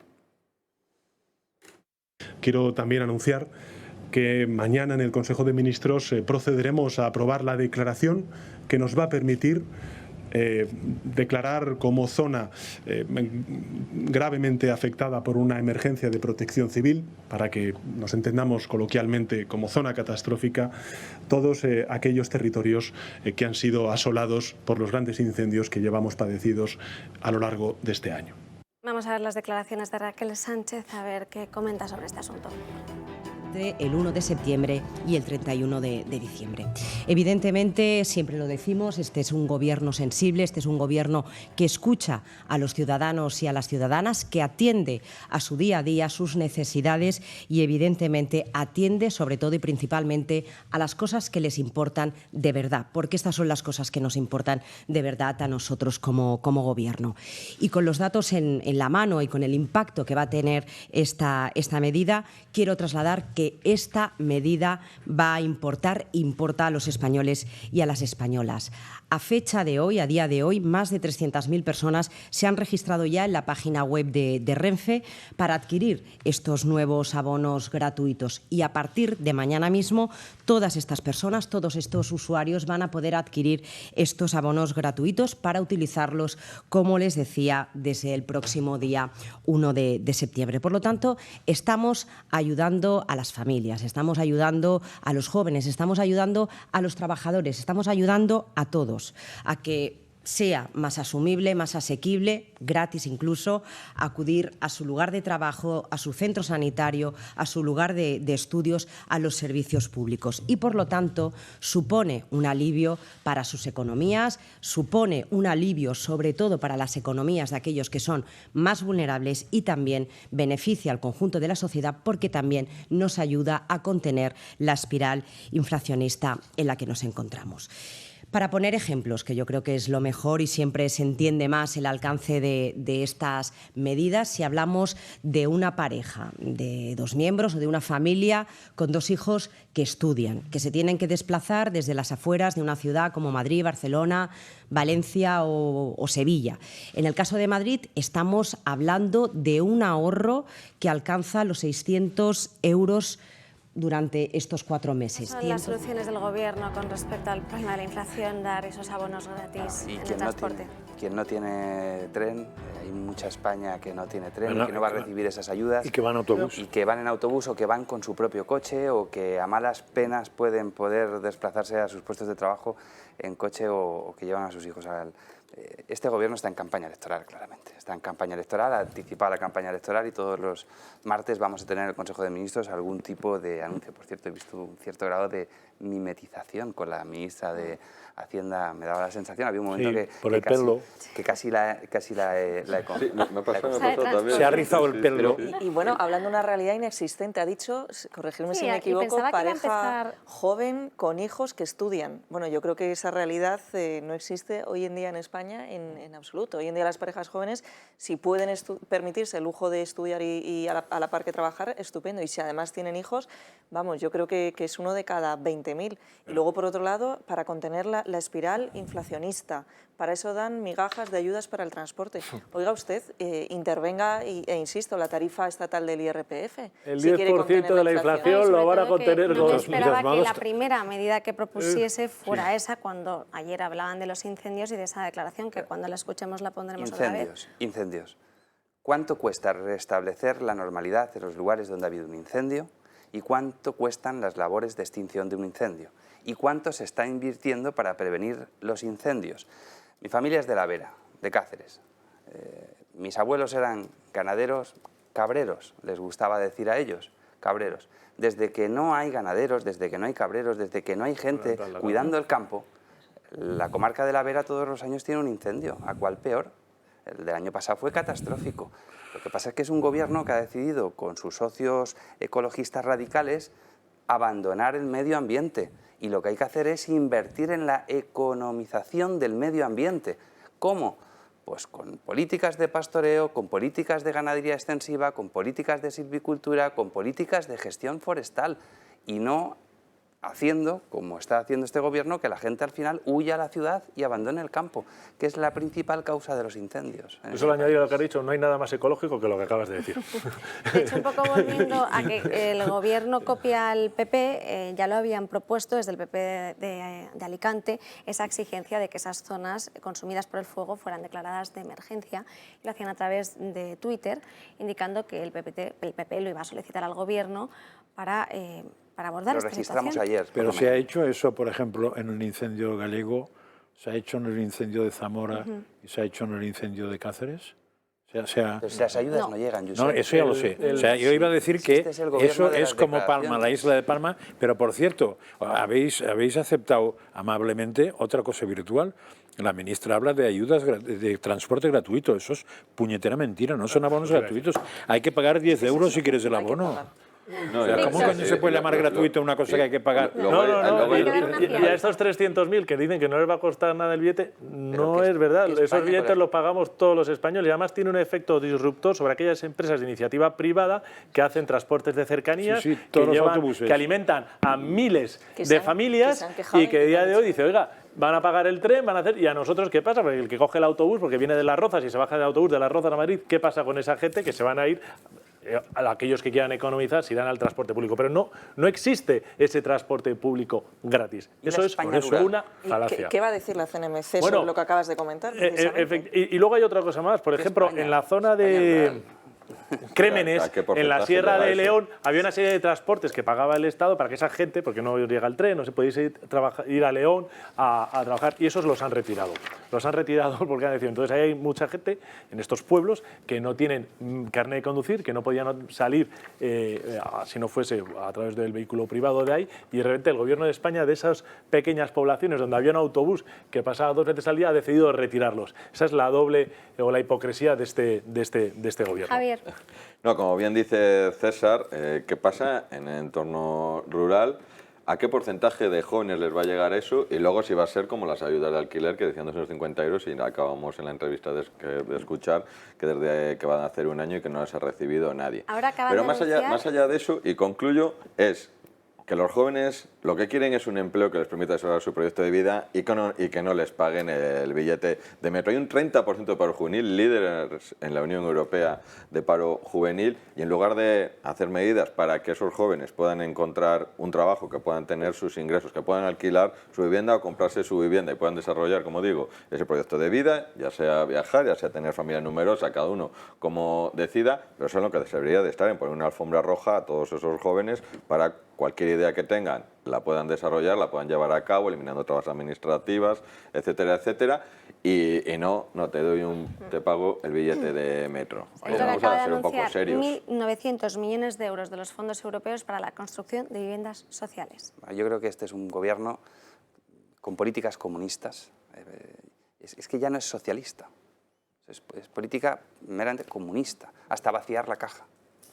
Dejará la caja vacía, habrá que devolver el dinero de Europa a partir vacía y endeudada. Si fuera vacía... Es historia, ¿no? Yo creo que ha habido ya 2 ocasiones puntuales, en el año 96 y en el año 2011, donde han dejado el país tiritando y desgraciadamente... Pero cada vez peor. Desgraciadamente vamos camino de un nuevo escenario de un gobierno socialista con comunistas que deja al país tiritando. Patricia. Y además la cuestión que estabais comentando, el tema de evitar los incendios, ¿no? Otro de los reales decretos que se aprueba, que se convalida este jueves en la Cámara Baja, es precisamente pues, esta ley de montes, donde a quien traslada la responsabilidad de prevenir los incendios es a las comunidades autónomas, es decir, ni siquiera se deja intervenir a las personas que realmente conocen el campo y que son las que tradicionalmente muy bien evitaban los incendios de verano, haciendo esos cortafuegos, etcétera, etcétera. Por tanto, una vez más el Gobierno traslada la responsabilidad a las regiones en lugar de dejar hacer a quienes saben. Y les da 4 meses, no les da dinero y les dice, si en 4 meses no lo habéis solucionado, vendremos a poneros sanciones. A las comunidades. Otra forma más de recaudar a autonomías. Es decir, lo de este gobierno es, cada vez que tiene que haciendo hacer amigos, ¿no? algo, es derivar. No fueron capaces de gestionar la pandemia y al final tuvieron que verse abocados a derivar esas competencias y esas responsabilidades a las comunidades autónomas, porque es un gobierno que no ha funcionado nunca. Una mal llamada corresponsabilidad que luego resultó inconstitucional, como pidió Vox ante el tribunal. 4 años sin gobierno. España lleva 4 años sin gobierno. Bueno, yo creo que lo que has dicho tú es muy significativo. Estamos en un proceso acelerado de colectivización de la economía española, que eso es marchar hacia un bolivarismo europeo, que es una anomalía dentro de las naciones desarrolladas del mundo, con una destrucción del bienestar de los españoles que estamos viviendo. Y yo creo que nos ha llevado a un punto de cambio de paradigma. España está en un momento histórico. Yo solo he repetido, ahí está la hemeroteca, en esta misma casa, desde hace más de un año, donde se juega a perder el tren de las potencias o de las naciones desarrolladas del mundo y pasar, como ha pasado en otras naciones otrora prósperas, ya fuese Argentina, ya fuese la Venezuela de los años 40, la propia Cuba, que llega antes de Castro tenía una renta per cápita similar, incluso ligeramente superior a la española, incluso a la italiana, perdamos ese tren de manera inexorable. Y eso es algo absolutamente, si a esa colectivización de la economía mediante la burocracia, la intervención de los mercados, etc., nos vamos al deterioro institucional al que ha llevado este gobierno, las distintas instituciones, perdóname la expresión, desde la Corona, el Congreso de los Diputados, el Poder Judicial, al deterioro institucional que estamos viendo, que es algo apabullante. Solo recordar que este gobierno, yo en las comisiones en las que estoy, no sé para qué estoy, porque trabajamos mucho, pero no sirve para nada, porque en la Comisión de Hacienda no ha venido nunca nadie a dar, por solicitud de los distintos grupos, el nuestro o el Partido Popular, nunca ha venido la ministra cuando le ha dado la gana, donde lleva, por cierto, sin aparecer más de un año, a decirnos lo que quiere y nunca te responde las preguntas y encima cuando responde miente. Pero bueno, dicho eso, a ese deterioro institucional gravísimo, donde ha gobernado este gobierno de España, hay que decirlo, con la mayor publicación de reales decretos, que es por el artículo 33. Bueno, lo del artículo 33 es una ironía. 128 desde la moción de censura. Más que todo el periodo de la democracia, conjuntamente. O sea, esto es un gobierno con títeres, perdóname la explicación, totalitario, porque está gobernando de una manera absolutamente anómala. Exacto, en todo el tiempo que llevamos de democracia. Nos tenemos que ir, antes de que prosigáis, a la última pausa de publicidad, pero no sin antes, es que mirar lo que tengo ahora mismo. Uno de los relojes más bonitos que ha hecho el Toro, que es además el verde, pero como a mí me está un poco grandes, lo voy a dar a Francas para que además lo puedan ver todos los espectadores en sus casas. Como recuerdan Quedan muy pocos relojes. Para hacerse con ellos tienen que llamar al número que aparece en pantalla, el 91 616 24 64. Y por desgracia de chica ya no quedan. Yo me tengo que quedar con ese grande porque no he sido rápida, pero para que no les pase lo mismo, yo les animo a que llamen y se hagan con uno de ellos. Y en unos segunditos volvemos. Te queda muy bien, José María. Estamos a 20 minutos de las 2 de la tarde, no sin antes dando la sección de Crónicas de Manicomio, porque si ayer ya contábamos cómo se habían hecho virales las imágenes de la primera ministra de Finlandia saliendo de fiesta con sus amigos y bailando de forma desinhibida, ahora le toca el turno al exsecretario general de Podemos. Monedero ha sido cazado en un estado cuestionable en Benicàssim, a tan solo 112 kilómetros de los incendios de Begís y Toràs. Se había desplazado a Castellón para participar en un foro de debate en el marco del Festival Internacional de Reggae Rototom Sunplas. Y así abordaba la situación internacional sobre la pandemia del coronavirus, la guerra de Ucrania y la emergencia climática.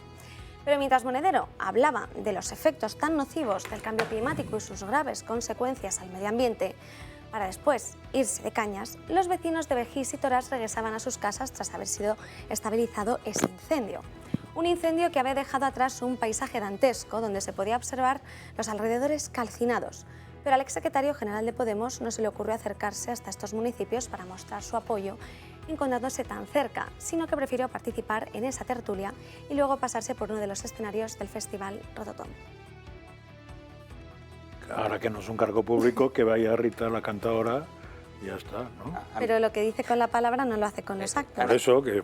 Ningún respeto. Yo quiero ser claro en este sentido. A mí, Monedero no me merece ningún respeto. Ni político ni personal. A mí la Montero, que tiene trabajando en su casa, cuidando a niñas, da igual, me da igual la sentencia que haya habido o lo que haya pasado. ¿Sabes? No me merece ningún respeto. A mí, Chenique, que no pagaba la seguridad social de sus trabajadores, no me merece ningún respeto. Y a mí, Pablo Iglesias, que se compró un casuplón de más de 1.200.000 euros, que creo que costaba más, porque creo que el mercado de la vivienda en ese sector hacía que esa casa costase más. Se comprase un chale de más de 1.200.000 euros, no me merece ningún respeto. A mí, este señor no me merece ningún respeto. No representa, no debe representar jamás a la clase política a alguien así. Y hay que decirlo alto y claro, ya está bien. Y cuanto más hagan cosas de esas, mejor, porque si se les ve el plumero, que es un plumero muy feo. Ningún respeto. Por Víctor, por el... Bueno, yo de Monedero no tengo que decir nada, ¿no? Yo creo que una imagen vale más que 1000 palabras y la imagen, pues ya la has explicado todo muy bien. Tengo verdadero interés en saber las, no sé si eran 90 y tantas cuentas o 900 y pico cuentas bancarias que estaban intentando investigar, que tenía el señor Monedero, que yo creo que uno debe tener varias vidas, pero varias decenas de vidas para tener tantas cuentas bancarias a tu nombre, ¿no? Que parece ser que son las que gestiona el señor Monedero y qué fondos han pasado por esas cuentas. Y eso es lo que espero que la justicia, y dudo que la Fiscalía, en este caso, estén investigando. Y si tenemos que hablar del Gobierno, ahora el ministro de Consumo, Garzón, bastante polémico por las medidas que suele adoptar, ahora ha decidido lanzar una especie de guía para los padres para que sepan qué juguetes comprarles a sus hijos y que estos no sean sexistas. Se ha gastado, bueno, ya se gastó 100.000 euros para que esos niños, no sé si se acuerdan de esa polémica, acudiesen pues, a esa huelga de juguetes con el objetivo de denunciar los estereotipos de género.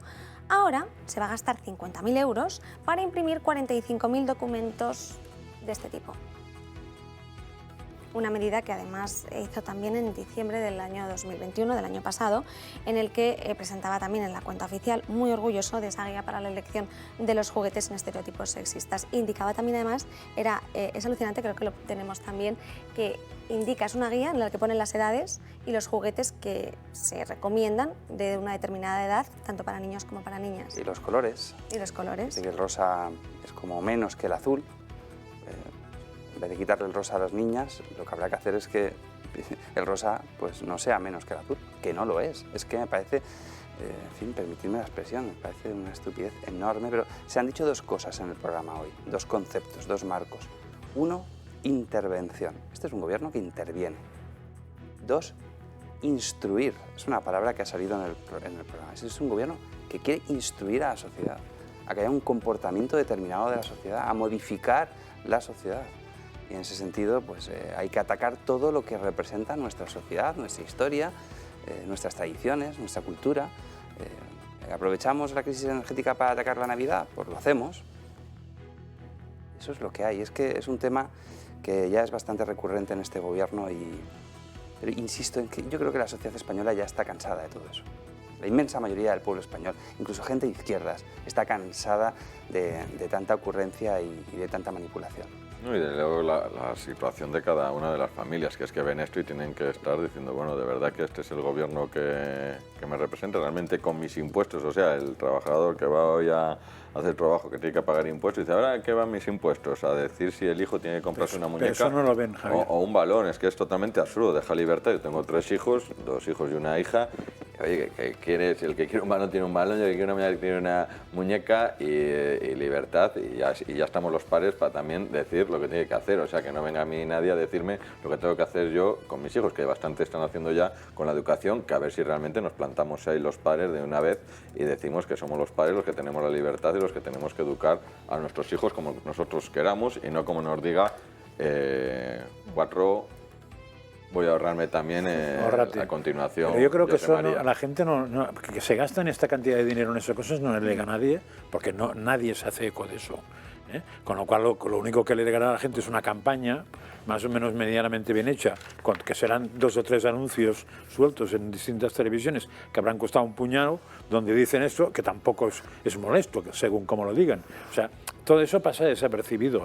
Otra cosa es, yo me parece que la eficacia de esas campañas son al que la hace, o sea, es la manera de subvencionar a la empresa que la hace, fundamentalmente, porque los la campaña en sí, a partir de esas dávidas que dan los socialistas y los comunistas a todos ese entorno que quieren mantener.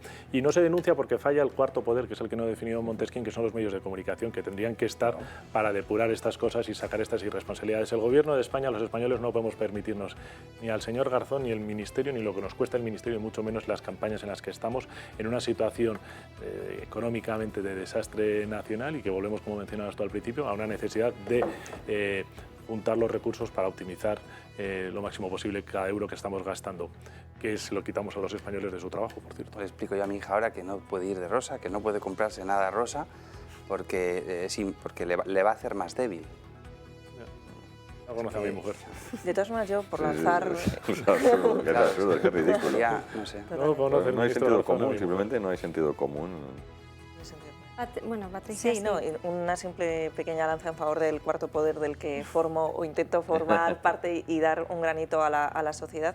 Yo creo que sí, yo creo que ya los mensajes están llegando. Hemos visto en el Congreso de los Diputados alguna portada de algunos medios de comunicación ya que se le han puesto en la cara al señor Pedro Sánchez, como por ejemplo lo han realizado, como sucedió, ¿no?, con la campaña de igualdad, aquella en la que Irene Montero desperdició tantos y tantos millones de euros, ya no hablamos de miles de euros como es este caso. Y bueno, solo un pequeño matiz, la palabra instrucción yo incluso la cambiaría por adoctrinar, ¿no?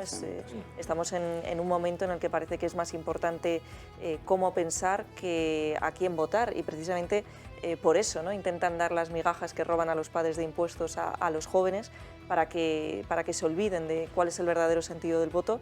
Pero yo creo que también, y en esto estoy muy de acuerdo con José María, la sociedad española está despertando, y no por una cuestión de que le llame más o menos la atención los titulares de los medios de comunicación, sino por una cuestión de necesidad. Cuando nos levantamos ante los franceses, cuando tuvimos frío, cuando se obligó a dar nuestras mantas a los soldados, pues este va a ser el caso de este invierno, ¿no?, que va a ser antesala de un momento muy complicado y donde estas medidas pues choquen frontalmente con la realidad de la calle de los españoles. Y para cerrar esta sección, tengo que contarles cómo un conductor que ha robado un coche ha irrumpido en el interior del intercambiador de la Plaza Elíptica de Madrid y se ha quedado totalmente encajado en las escaleras. Ha sido así publicado por Europa Press porque la policía no daba crédito cuando se ha encontrado al conductor. De hecho, esas son las imágenes, así ha quedado. Eso, si vas al metro y de repente te encuentras en esta situación. Esto ocurría de madrugada, a medianoche del miércoles. Pues el conductor tiene 36 años y había accedido al intercambiador de esa plaza a través del acceso exclusivo de autobuses de la A42, atravesando las puertas de cristal y quedándose totalmente encajado. El conductor, decir, bueno, no ha habido ningún herido, que eso es lo importante, y el conductor tampoco, simplemente la han llevado al hospital, la han trasladado al hospital y la policía seguirá investigando el caso. Es bueno que no haya habido ningún herido, y eso permite, en fin, que podamos hacer alguna broma, ¿no? Es posible que muchos que vieron el coche ahí en mitad de las escaleras pensasen que era alguna acción de marketing directo de la marca del coche, ¿no? Es decir, con este coche llegas más, no sé, más rápido, no sé. Porque, en fin... No, desde luego eso en el metro no te pasa. No. Totalmente encajado. Sí que uno de los temas con los que me gustaría cerrar el programa es lo que ha ocurrido en Argentina. La Fiscalía finalmente le ha condenado a 12 años de cárcel a Cristina Kirchner. ¿Y por qué? Por el mayor caso de corrupción que, según el fiscal, se ha cometido en Argentina. ¿Qué ocurría? Que pues, lo que no solo le ha solicitado esos 12 años de cárcel, sino también la inhabilitación perpetua. ¿Por qué? Porque durante el periodo de tiempo, ahora es la vicepresidenta, del año 2000, de los años en los que estuvo gobernando, adjudicó 51 obras a un empresario que era amigo de la familia, que era Lázaro Báez, que es el dueño de Austral Construcciones. ¿Qué ha ocurrido? Pues que el gobierno le ha ofrecido su respaldo, pero no tanto los ciudadanos que se han personado enfrente de la casa de Cristina y además con protestas, con caceroladas, como vemos en las imágenes, totalmente indignados por esta sentencia, porque al final ocurre un poco lo que pasa en España, es decir, esta sentencia para que se resuelva va a tardar muchos años y lo que temen es que se presenten las próximas elecciones que van a ocurrir el año que viene. Pero que también salieron a la calle los partidarios de Kirchner Sí. y acabaron a bofetada los dos. Y a bofetada siempre ganarán los partidarios de esa señora, ¿eh? No tengamos ninguna duda, porque la izquierda pega de maravilla. Me parece que ya había anunciado que se iba a presentar o que tenía intención por de... eso. Claro, Por eso ese es el problema. De todos modos, si los argentinos la votan a pesar de eso, que se entretengan, ¿eh? Bueno, yo creo que las corruptelas del matrimonio Kirchner son conocidas, ¿no? Están las declaraciones del último jefe de los servicios secretos de Chávez, primero de Maduro, Pollo Carvajal, que tenemos aquí en España todavía, un día se sabe dónde está, otro no, y pendiente de extradición, donde ha explicado detalladamente cómo se mandaban personas en aviones, cada uno de ellos con un maletín con $1 millón en una serie de aviones que financiaban Bueno, las todas estas campañas. acusaciones son presuntamente, porque todavía no se ha Recordar el fiscal Nisman, creo que se llamaba, que también acusó a Kirchner y se lo cargaron, ¿no? Lo mataron, estas cosas que ocurren, ¿no? Cuando alguien investiga. Entonces yo, pues dar la enhorabuena a los fiscales, me parece que es a Lucián y Mola, que han seguido hacia adelante. Y fíjate, esta situación de crispación alentada le viene bien a Kirchner y a sus allegados porque pues, juegan con las tensiones sociales, donde ellos son expertos, y como las tensiones sociales se dedican a repartir dinero a mucha de la gente que va moviendo a gente, que es una práctica comunista habitual de cualquier manual que hayáis leído, y estos tienen dineros de origen ilegítimo a punta pala, reconocido y demostrado, pues esa tensión social yo creo que es bueno para ellos. También creo que son los últimos coletazos, probablemente, o el inicio de los primeros coletazos de este socialismo bolivariano que había en Argentina, y que en Argentina va a haber un cambio de ciclo, si puede llegar a verlo en Argentina, que está por ver, porque es una sociedad profundamente complicada. Hay un dato que nos has dado, que le están pidiendo 1.000 millones de euros, de dólares, perdón, que se dice pronto. O sea, lo que ha robado esta señora para que te pidan 1.000 millones, que es una pasta, ¿eh? Es una pasta que ninguno de los que estamos aquí desafortunadamente vamos a ganar este año ni el próximo, y lo que de manera previsible por culpa de Sánchez. Y lo que están juzgando no es todo lo que, lo que se sabe, pero el nivel de corrupción, de impunidad que tienen estos regímenes. Mira, yo os voy a dar un dato. Lula, cuando se va del Palacio Presidencial, eso nos lo contaba Eduardo Bolsonaro, se llevó hasta la cubertería del Palacio Presidencial. La gente de servicio del Palacio Presidencial de Brasilia, capital de Brasil, no daban crédito, no había ocurrido nunca. Se llevó los cubiertos, los platos, los vasos, los manteles, se lo llevó todo. Sabéis que fue condenado y no es que fuese inocente, sino que se dijo que el tribunal donde se le había juzgado y se le había condenado de manera incuestionable no era el indicado para ello. Por eso se le soltó, y cuando le fueron a juzgar dijeron que ya habían prescrito los delitos y que entonces ya no se le podía juzgar. Pero lo preocupante de Sudamérica, yo creo que además de este hecho concreto, es qué hace Pedro Sánchez de gira en Sudamérica, y si se está preparando una campaña para presidir la Internacional Socialista, ¿quién está pagando esos viajes? Si los está pagando el Gobierno de España, los está pagando el Partido Socialista, porque si está de campaña electoral para presidir la Internacional Socialista con dinero de todos los españoles, con el famoso Falcon, pagando hoteles, con todo lo que conlleva un presidente del Gobierno en Sudamérica, también es un tema que tendrían que dar explicaciones. Campaña electoral para presidir la Internacional Socialista y ¿Lo estamos pagando los españoles? Por cierto, la primera ministra esta que ha tenido que hacerse el test de drogas... Sí, ha dado negativo. ¿Y sabéis quién ha pagado el test? Porque en la nota de prensa del gobierno, ella de su bolsillo, porque era un tema privado.